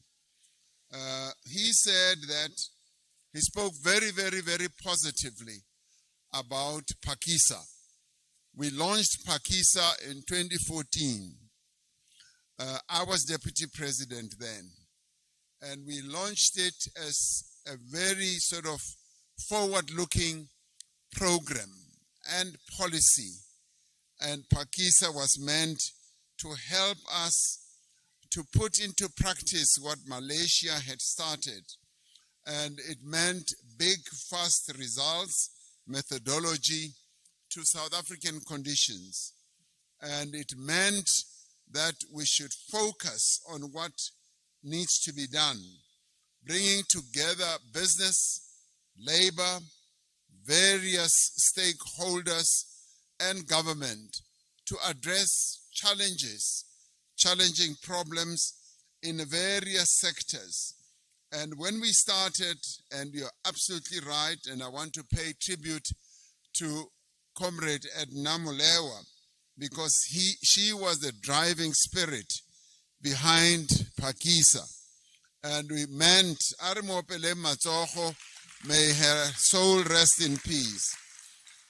The target areas that we had were transport, were manufacturing, were oil and gas, were aquaculture, agriculture, coastal marine tourism. There were also mining and a whole number of other sectors. And it meant all of us must work together for results that are going to benefit everyone. And through Pakisa, we wanted to empower our people. We wanted to foster transformation. We wanted to spread economic inclusion so that our people must also be included in economic activity. And it also was a system through which we would have proper implementation and we would have timelines as well as continuous monitoring and focus on removing bottlenecks and removing the red tape on everything that we needed to achieve to advance the interests of our people. That was the Pakisa model. It's a model that still works. It's a model that we are now reformed into the district development model. Now, we decided, we should now look at the district. We've got 52 districts in our country. And we found, when we work at a district level, Harisheba district, we are able to properly mobilize those resources and those stakeholders, not in a diffused manner, but in a concentrated manner. And we have found nearly everything that we do at district level, we are then able to reach higher levels of success. We have seen it in a number of places. For instance, we saw it in eThekwini, which is Durban, the larger Durban. Durban, our real outstanding tourism mecca, was going down the drain due to neglect, due to corruption, due to all the other problems and lack of capacity. And we decided we should have the district development model where we brought together key stakeholders to focus on how we rebuild eThekwini. And by so doing, we were able to get business involved. Some of the hotels in Durban were closing. Elangeni Hotel and a number of other hotels. And when we brought people together, they all started looking at the problems that are ailing Durban, ailing eThekwini. And together, they put their heads together and said, let us find solutions.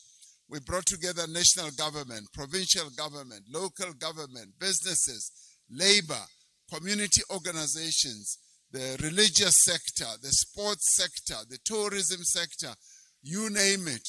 We brought them all together. And you will not believe the energy that we generated. It generated so much energy to a point where business people came to a meeting where I was basically competing with each other to say, we want to open Elangeni Hotel. We want to open this hotel. We want to do this. We want to help in rebuilding the various other resources in eThekwini. And that was how the district development model was put into operation. We've now taken it to Johannesburg. Johannesburg, Leona, it required a great deal of attention because Johannesburg was continuing to go down, and we have now brought the district development model in Johannesburg, and it is a model that we want to spread throughout the country. Because through the DDM, as we call it, we're able to mobilize people in various sectors to work together, to focus on how we can generate investments, how we can build capacity, how we can get young people to get involved, and also to become employed, and how we can get women, people living with disabilities and so forth. So even here, I said earlier to the executive mayor, Waruna Morastenberg, and to our provincial chairperson, we need a district development model here so that, and we call it the presidential working group, which we bring here and make the district development model to explode. So I will say to Carlos that this is what we need. We can call it Pakisa Revived. We can call it the district development model. That is precisely what we need. And I would like to thank you for raising it again so that we come out with the Pakisa project here. So thank you very much for raising it. And the lady from the wildlife, and I think it's Mrs. Nell is her name. Thank you very much for coming to give us the technical side of the wildlife industry. I'm one of the people who love the wildlife, particularly because we've got the most wonderful wildlife endowment in our country. And in fact, when we look at the biodiversity, they often say that we are one of the most fortunate countries in the world. Our biodiversity is amongst the best in the world. And in the end, Northwest, you have the best wildlife industry in our country. And the ecosystem that we have here is what we now need to look after. And as Ms. Nell was saying, it is a huge industry, 72 billion rand industry of wildlife hunting. And the other sectors or subsectors of that industry also generate a lot of money. And yes, she says they would like to get recognition. There is recognition. Of course, we want more and more partnership. And the partnership should be a broad partnership. It should be broad partnership.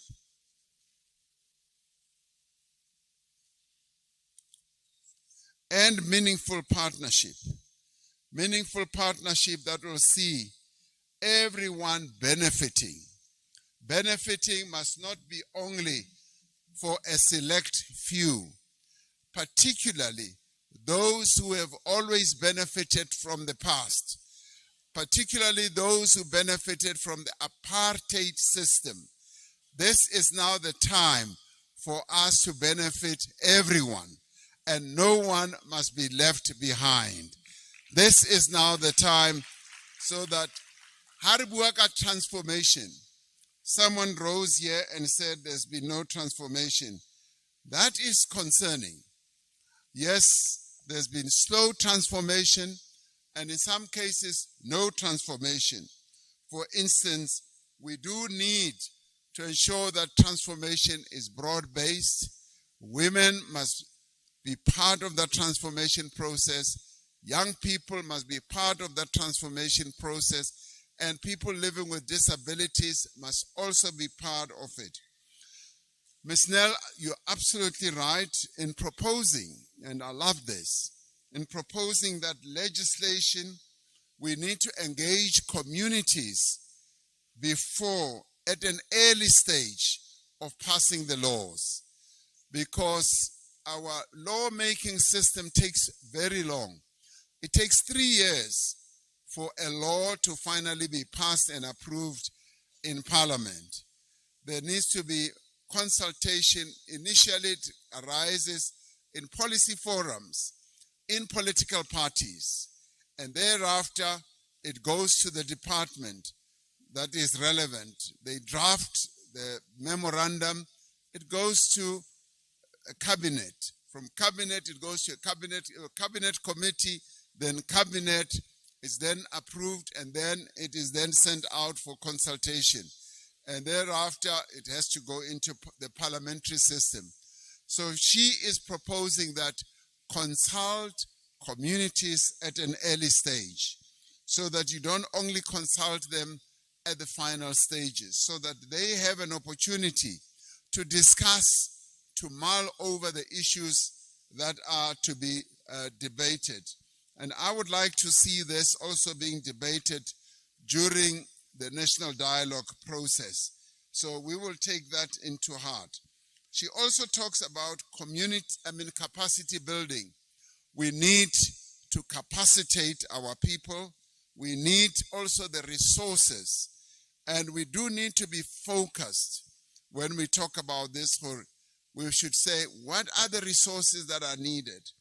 Jafta Mutibi says, ke appointile Mutibi, ana le atsalana na, ke Jafta ona abugamu. Yano, Jafta Ori, there's been no transformation in the wildlife industry. Now, we must take this to heart, and in large measure, that is true. For there hasn't been transformation in the wildlife industry, largely because of the land question that is still a major, major problem to our people. Land is still owned by the few in our country. The majority of our people are hungry for land. They want land, and they want land to work it. The Freedom Charter said, land shall be made available for those who should work it. So we still need to address the issue of land, because many people do want, yes, to play a key role in working the land and also in the wildlife industry. And Jafta also says that they want to participate in managing parks, but they are prevented from doing so. Now, this one I'd like us to take to heart, both at provincial level and at national level, so that we must open up opportunities for our people, yes, for our people to be trained, to be able to manage parks. We should have people who will be trained as game rangers, people to be trained in the management of parks, people to be trained at our universities, at our colleges about managing our parks. We are one country that has so many parks, so many game parks, and therefore we do need to allow our people to manage those parks. Mukoko una bua ka di CPAs. The CPAs are not benefiting from the land. And he wants the CPAs, community property associations. A number of property associations are on, they don't work. Only a few are working.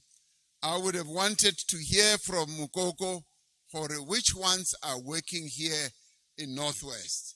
Because those that are working are supposed to be showing a great deal of benefit to our people, so that our people must have a sense for it. Yes, they are now working the land, they are benefiting from the land. And therefore, we need to focus and probably do a study on the CPAs in this province. And I'm going to request the Department of Agriculture as well as the Department of Land Affairs for a report to get a report on the CPAs that are working and the CPAs that are not working, so that we can see how we can resolve some of the problems. He also talks about cut the red tape. And he is absolutely right. There is still a lot of red tape. We started some years ago for a hukatiwe red tape. But we always find for people do, particularly at the officials level, do become either afraid to get things done, they are slow in getting things done, and they increase the time. When you apply for a permit or a license, badula moyo na for months and months and months. Ki ona red tape eo. Red tape must be cut at a much faster pace. Because when there is slow movement about things like giving permits, like licenses, those who would want to invest, they get discouraged and they walk away. And yet, if we can give them permits at the right time, you'll find that we open up the levers of our economy and make our economy to work much more effectively. So we are going to continue with cutting red tape. And by the way, we are not the only country that has a problem with red tape. All over the world, in many countries, banale problem with red tape. Mo mmusong, we love red tape. And I often say, cut the red tape and open up the red carpet so that people can walk in and do business. Khomotso, who is in the textile industry, and I was glad to hear her saying that they're in the textile sector here and they also make shoes.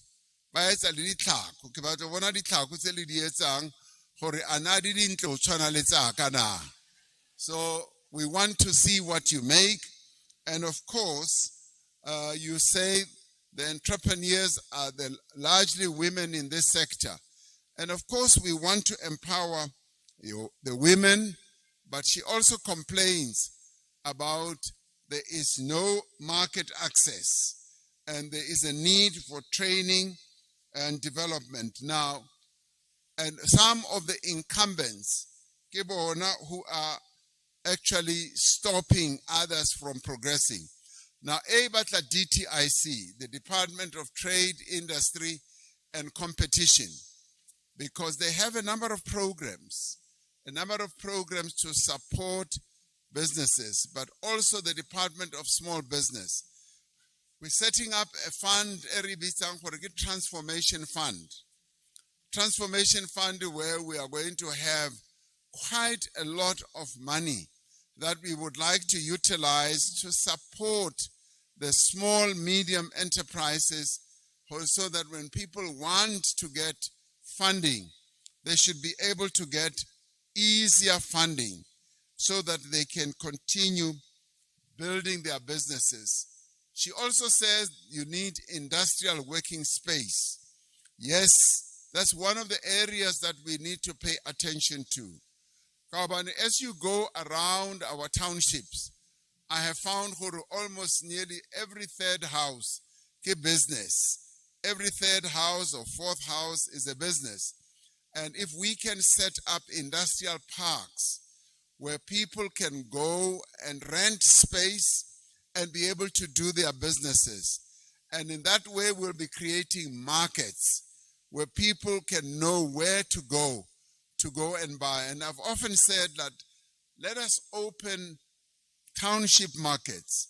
Let us open rural markets. It's covered the shopping mall fela, because the shopping malls are usually not accessible for small, medium enterprises. And yet if we can have township markets where everybody knows that if I go to this market, I will be able to get what I need, and therefore they need to be supported by industrial working spaces. It's something that local government should look at, and I'd like local government to start looking broader, for they must also focus on that. So local government must also give support. Now, I was disturbed. When they want loans, and I asked her when she came on stage here, how about a loan? There are those who are in charge, the men, babata sexual favors. Now that must end. We must allow the women of our country to succeed. Howly in charge of something, permitting or loan, wena utshwantse gore o fe motho assistance, wena bo sotse ba tlo robala le yena. Do I fairly? The women of our country must be given their own right to run their businesses. I have often heard about this, and I have spoken openly about it. Hore banna, if you are in charge of various processes and you have to give either loans, various institutions, or permitting and so forth, do not make demands on the women of our country. Focus on business. Le tlogele ntho tse tsa gore wena o batla go robala le motho ka bane o tshwere position e itseng. Malebu o wena o mo jwaleng. O mo byaleng yena ke motho wa liquor traders. Yanong Steve ke yena o ile nga bua gore byala bo ke 150 billion gore banwe wa byala mo South Africa. Now, of course, alcohol used properly in the proper limits, there's nothing wrong with it. It is only when the limits are exceeded. Now, wa complain ori the Liquor Act. The Liquor Act ki yona eba fang problem inyana. But also ori they don't get licenses because now currently there's a dispute. Ukopa hore MEC are level-led into of getting licenses in a proper way. And I would agree with that. This is the red tape issue. Let us cut red tape and allow those who want to trade properly and legitimately. The other problem, of course, is that if we do not permit or give permits, people start utilizing operating in an unlicensed manner, and they start utilizing or using illicit alcohol. Bailo sebedisa skokian.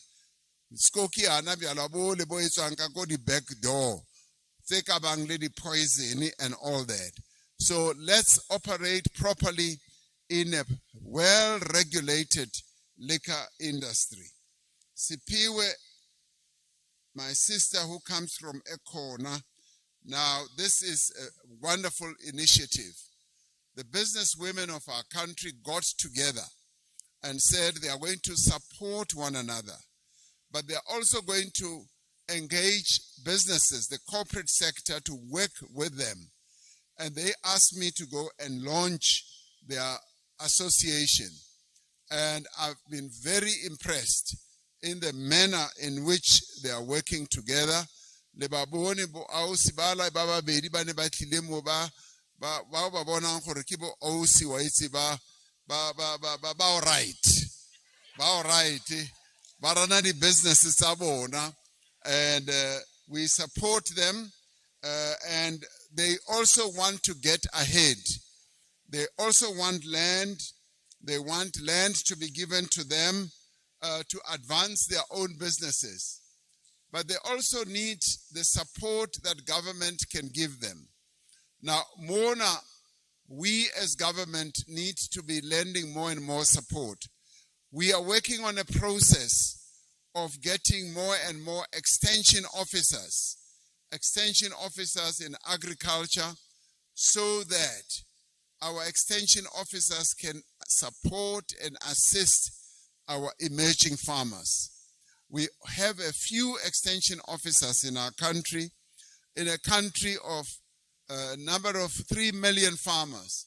We only have about 2,200 extension officers. That's far too little.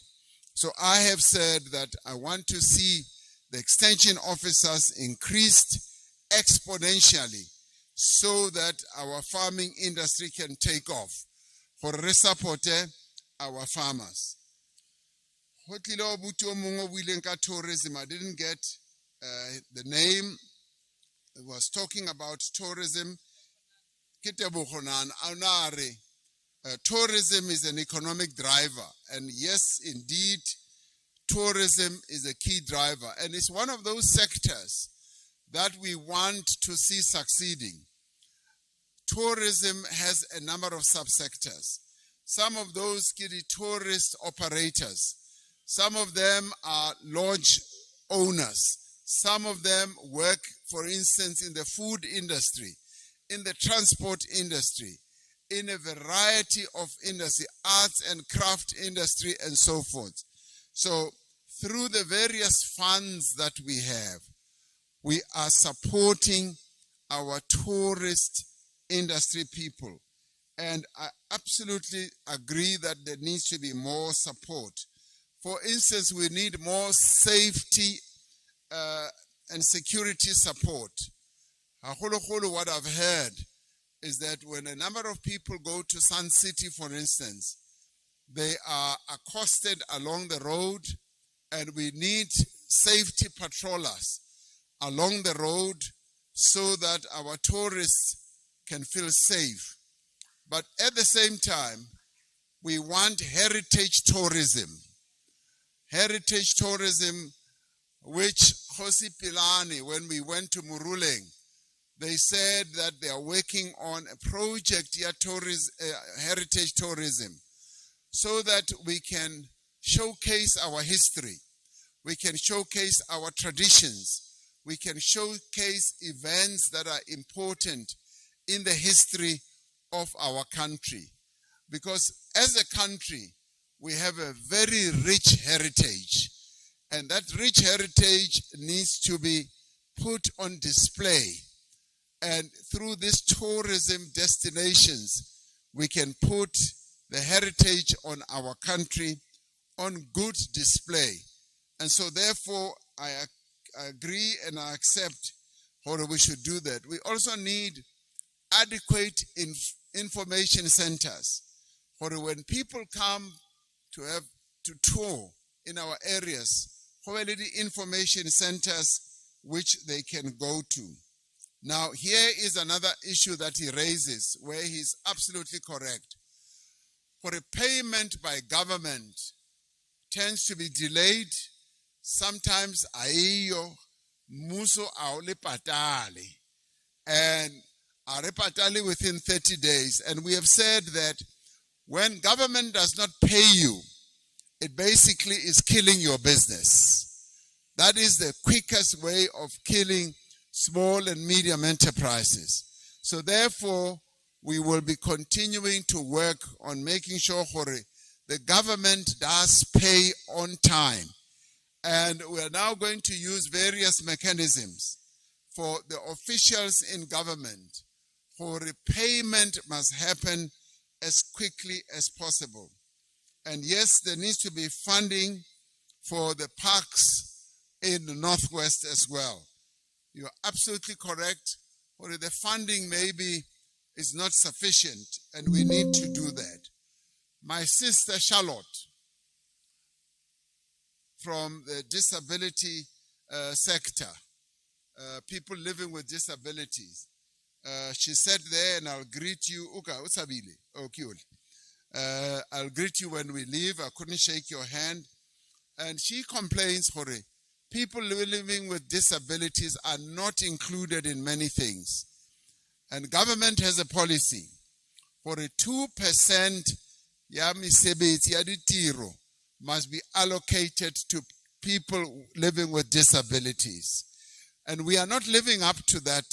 And I always say, even in cabinet, we want departments to show us precisely what they are doing in bringing in people living with disabilities.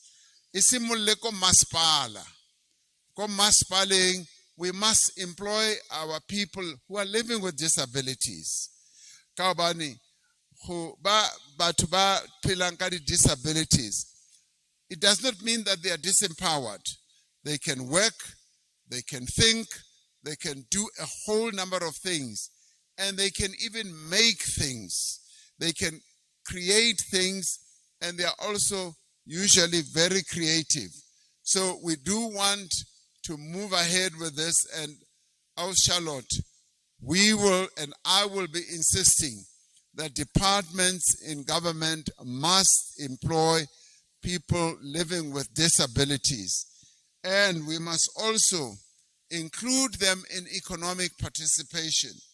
And young people and women who are living with disabilities must be our key focus.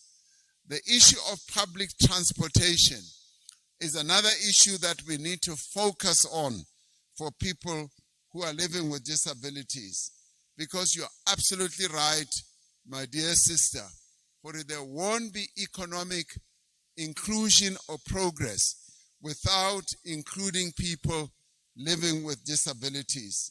And of course, you are absolutely right in saying you want to be included in policy making. Because yes, quite often when we make policies, we make the mistake of making policies for able-bodied people. And yet people who are living with disabilities need to be taken care of. I can tell you, my dear sister Charlotte, you have a great advocate. One of the best advocates in government, Comrade Steve. Comrade Steve Letseke is one of your great advocates, and she represents your sector most of the time. Even as we are discussing issues, cabinet memos or whatever, she will be trawling through those documents to see whether women and people living with disabilities are included. Simon from Sun City, I don't know if he's still here. Simon from Sun City was saying that Sun City, that whole establishment, is one of our biggest taxpayers in the province. But not only that, it is one of our biggest employers in the province. It's a huge tourist attraction facility that employs people. And so they contribute in tax. And of course, the issue that he was raising here is that we're going ahead to levy a tax without really having deeply consulted with them. And I think he's right, and we should do so. But he also raises another issue, the issue, Yahori, there are those illegal gambling entities that don't pay tax, and we need to focus on them as well. They are the online operators that are not regulated or given permits. Malebu Mukhupudi talks about agricultural sector where there is no support, particularly for women. And she is a farmer, and she spoke quite articulately about the issue of support for women in agriculture. And of course, she raises a particularly worrying problem, Yahori. Yes, much as they have land, the land is full of huge bushes because they don't have the implements to debush those areas, and they don't have the machinery. And it is an issue that, yes, I would like us to attend to, particularly also for those who are in agriculture. They don't have tractors, they don't have harvesting machinery, and we're working on a project of how we support our small, medium farmers who don't have the capacity. And in other places, they provide some equipment, but we will need to have it more broad-based. The issue of funding has been raised, and Uri, the issue of funding comes with stringent conditions, conditions that many people are not able to comply with. And she makes a very good suggestion. For let's come up with funding models, funding instruments that will allow our people to get funding easier. And I agree, if we can come up with funding models that can crowd in more people, because in the end, running a business requires money. Running agriculture or a farm requires money. So we should be able to support. But she also raises another important point about water licenses. Because in the end, it doesn't help for banking. Do you have a water license? Now, this is where there has been a problem. We've been very slow in issuing water licenses. I know this because in some areas it has taken up to 3 years for people to get water licenses. Now we attended to this and insisted that the water license issuing must be reduced. As far as I now know, it's been reduced to about 75 days. So go check again. Kabani, we have reduced the period of waiting for water licenses because water licensing is an important addition for people who want to run their own farms. Now, she also raises another important thing, Hore. The soil has been damaged in a number of areas by the mines. But she also raises a very important issue of rehabilitation. Now, earlier we had a meeting, Le Khosi Molutlehi, Le Ruo Molutlehi. He also raised the issue of rehabilitation. We need to focus on what happens after the mines close, because some of them just finish mining and just take off. And we now need to look at the rehabilitation fund. For after mining, the money that they will have been putting away in the rehabilitation fund is utilized for rehabilitating the soil, rehabilitating the area. So we will focus on that, and thank you very much for raising this issue. Dineo Lekuma, Utlaha Nafkok, Secretary General, Yamu Northwest Nafkok. And as of course, NAFCOC is one of our valued organizations. They've not only been in existence for 60 years and a few months, they've been an organization that has promoted the empowerment of black business over the years. And we are happy that they are renewing themselves, they are uniting themselves. Yanung, Uswanza ANC le NAFCOC. Or no, NAFCOC is finally ANC. It's renewing itself. The ANC is in the renewal phase. We're renewing ourselves. We're getting better at how we do things. We are addressing the challenges that we've had to face over the years. And I'm glad to know yes, NAFCOC is going through the same process, because we want NAFCOC, like the ANC, to return to its glory days. So we are very pleased about that. And they want NAFCOC to unite, just like they want the ANC to be united. And Banali permit, they have a license for bat exchange. Simon, who is in the performing industry, arts and culture, the precious name, Precious Simon, who is also energetic. He was very energetic, and he was also not being boastful, but he was giving us information. Yes, they get awards. They get many awards for their acting, their films, and so forth, but they have nothing to show for it. Now, I would say, of course, because in government, we don't have a lot of money, but yes, we need to be supporting the arts and culture, film and audio and radio industry. I support that, and he specifically says, support the film industry.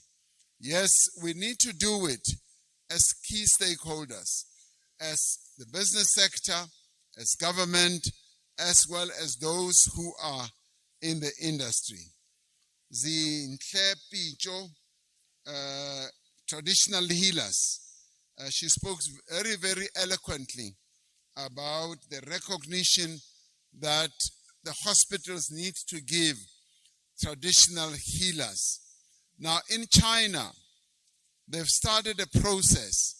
Ya gore mo dipetleleng, there is in some hospitals a section, traditional healing, so that when you go there, you are also able to have attention from traditional leaders, traditional medicines.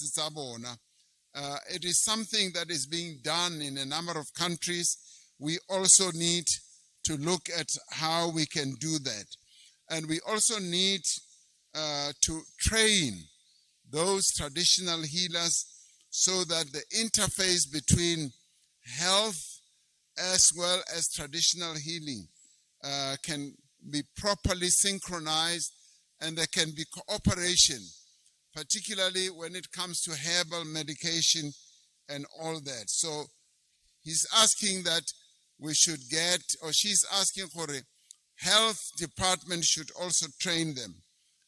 Baruti Bari, the progressive pastors of SA, they say that Modikolong, they want to see training, they want to see religion being given an important role. And I couldn't agree more, because when it starts, when children are young, it instills discipline. It instills a level of consciousness. I agree with that. And ukotile the verses are Bible.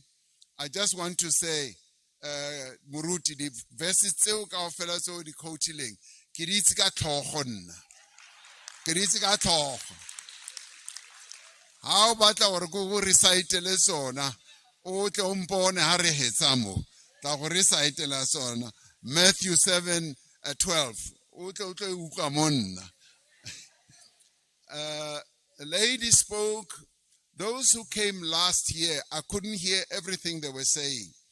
But the lady, Onaemi Mo from the construction industry, she spoke about the need for the construction industry, particularly women, to be supported, particularly in the tendering process, where usually they are put aside and they are struggling. And I will be saying also to the provincial government, let us focus on the empowerment of women. Women in our country need to be supported. Their businesses need to be supported, and where women run businesses, they run businesses very, very successfully. Let us open space for our women to participate. Mashilo complained about illegal mining and also said that there is a problem with the officials in the department. There should be illegal mining. Illegal mining is a broad problem, Abutuak. So we need to look at it from a variety of angles. But of course, where there are specific problems with any of our officials, we want that to be brought to the fore so that we can attend to it. Kaobani, we now want to get rid of funny things, corruption, much more effectively. We want people to bring it to the fore so that we can attend to them. Then there was the issue of localization. I didn't quite get the proper issue that was being raised. I only deciphered what it could be about localization. Where Abutio Mungunari, how is what the tente, what is what tente Kahan Johannesburg, and yet Hunalebat Bites and the tente Honamo. And Euyona, I support you fully. There's no need. Huilo importaba to Batlahan Gauteng and not support Batimamo Northwest. And I once went to one of the provinces. It was in the Free State. Bailo lata moto sahan ko Limpopo hore atlo aga ko Free State.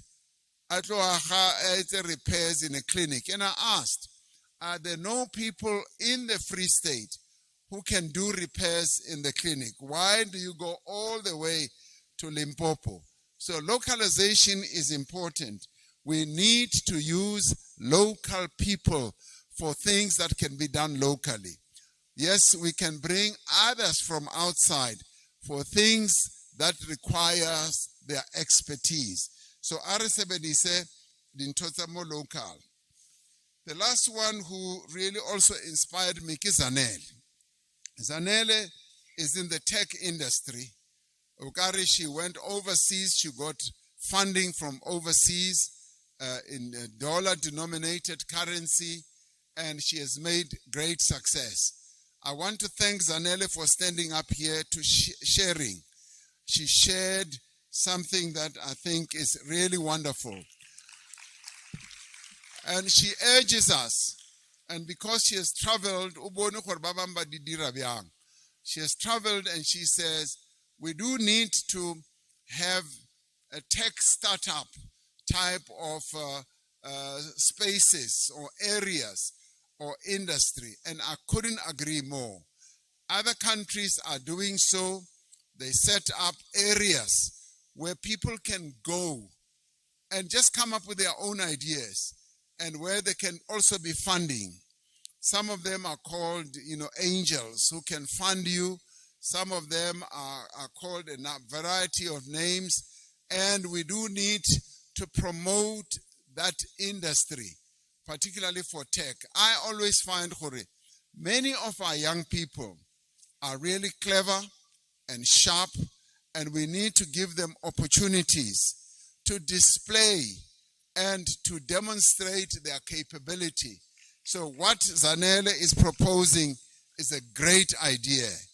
I once came here more Northwest, and I was taken somewhere where they had set up Zanele, an area for tech startups. And I met a number of young people who were doing all manner of things, testing things and all that. We need to broaden that. But yes, please, when we leave, I want to hear you a little bit more about what you were proposing. We want tech hubs so that we can promote technological development in our country and fund our young people so that they come up with ideas. Somebody who works for Google was saying to me, they go to other countries, they find many people develop their apps and they make money out of it. Are here in South Africa, there are fewer people who develop their apps. And yet there are quite a number of people who are clever, who are very bright, who can develop apps. We therefore need to create more opportunities for those people to develop more and more apps. So Zanele, I'd like to hear you more, and I'd like to applaud you. But I also want to applaud all of you who came forward with suggestions. I have written every suggestion down, and I'd like those that have been put forward as suggestions to be taken forward. This, for me, is very heartwarming and encouraging.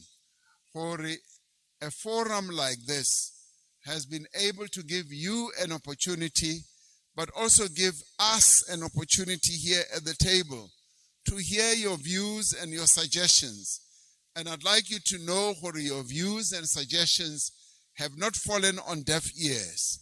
Some of them are real gems that I'd like to see us taking forward, and we will take them forward. Now, I want to end by saying we are in a period of renewal as a country. We've gone through a number of difficult challenges, some of them local, some of them of our own making where we've made mistakes, and some of them we could not help it because they were just imposed on us. And some of them are global challenges. For instance, when the tariffs were imposed on our country, there was very little we could do, like many other countries in the world, and we have to deal with that. And we are now living through a very dangerous period in the world where mighty countries are doing whatever they like. They are saying might is right because they are powerful, because they can do whatever they like. And Runa, we are a small country, so we have to navigate our way very carefully through the maze of these big and gigantic countries. But at the same time, I am encouraged by you all as South Africans. And I saw your spirit, your real resilient spirit, when we navigated our way through COVID, when we dealt with issues of state capture, and as we are dealing with issues that are challenging, crime issues, unemployment issues. And I want to say we must never lose heart, because we are making progress in a number of areas. And the issue of unemployment keeps all of us here on the stage awake. It especially keeps me awake at night in terms of trying to find solutions. On the way here, I was talking to the Minister of Finance. The Minister, we need to mobilize more money so that we can create jobs for the young people of our country, so that we can find ways of creating jobs, but also working with the private sector. The private sector is in control of 75% of our economy. So we need to harness them, to mobilize them, to make sure they work with us to create jobs. We are strengthening the public sector. We are strengthening ESCOM, Transnet, and making progress on an ongoing basis. The organization that is the leading governing party, together with others in the GNU, is renewing itself. It's repositioning itself. It's rebuilding itself. And it's increasing the level of confidence of our people in its ability to rise again and to demonstrate that, yes, it has capable people who are coming up with solutions. But what encourages me more is people of South Africa, you all who are seated here. I've never seen you lose heart. I've never seen you lose hope.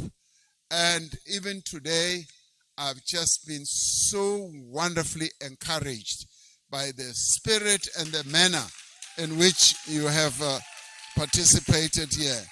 So, I want to thank you very much. Except Baya Danki for Alman Fanyele.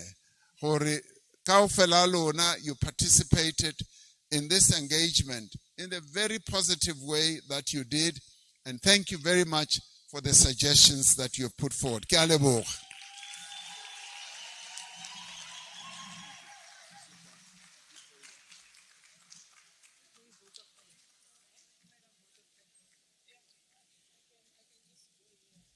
Thank you so much. Let's give a round of applause.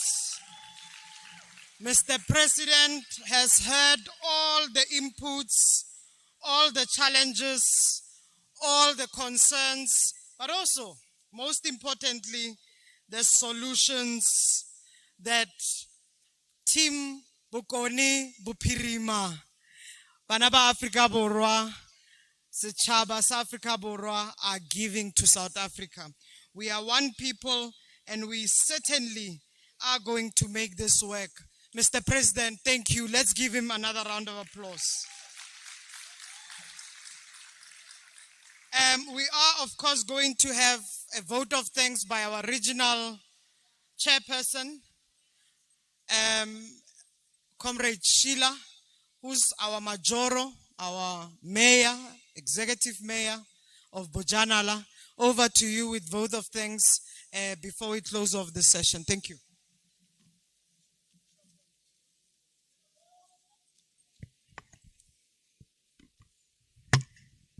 Yeah, thank you very much, Program Director. Comrade President, please allow me to ride on the protocol that was observed earlier on during the introductions. Today's day, indeed, it is the day that the people of Northwest have been longing for. What happened today, President, is intergovernmental relations, the private-public partnership at its best.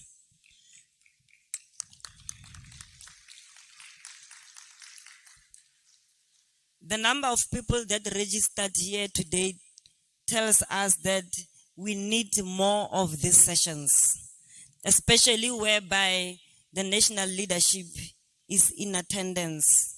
I know that in various platforms, in different municipalities, we are having stakeholder engagement. I know that Parliament, once in a while, Comrade Refilo, it goes to the people to go and listen to the issues of the people, especially the local government week, where they listen to the issues that are of service delivery. I think a stakeholder identified such as this one needs to be also added and diarized so that it is not only today, we continue to engage. And what I also observed here is perseverance from our people.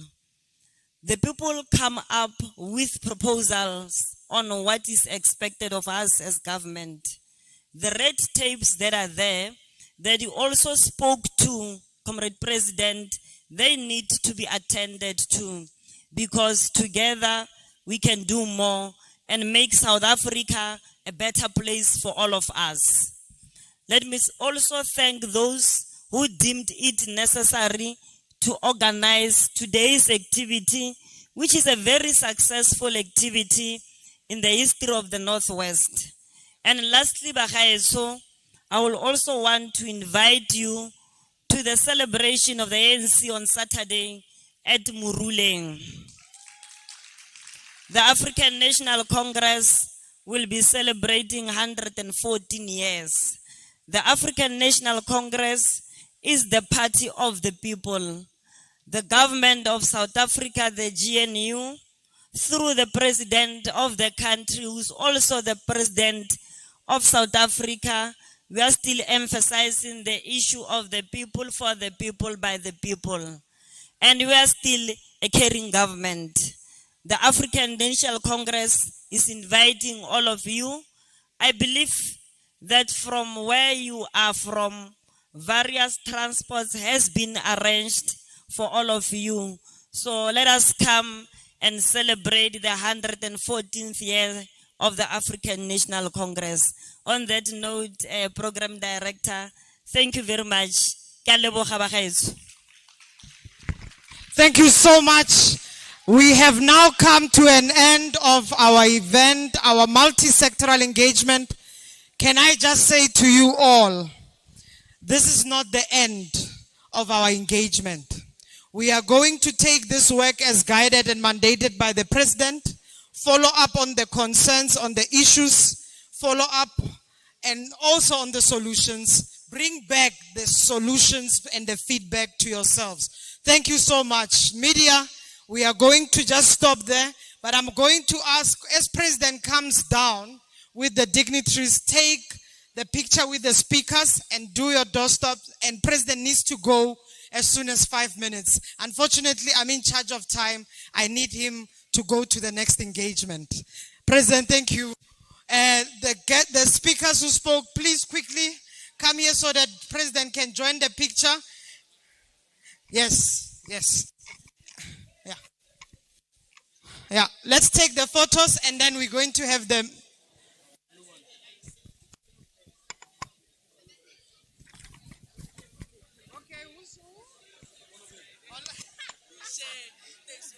There's one left.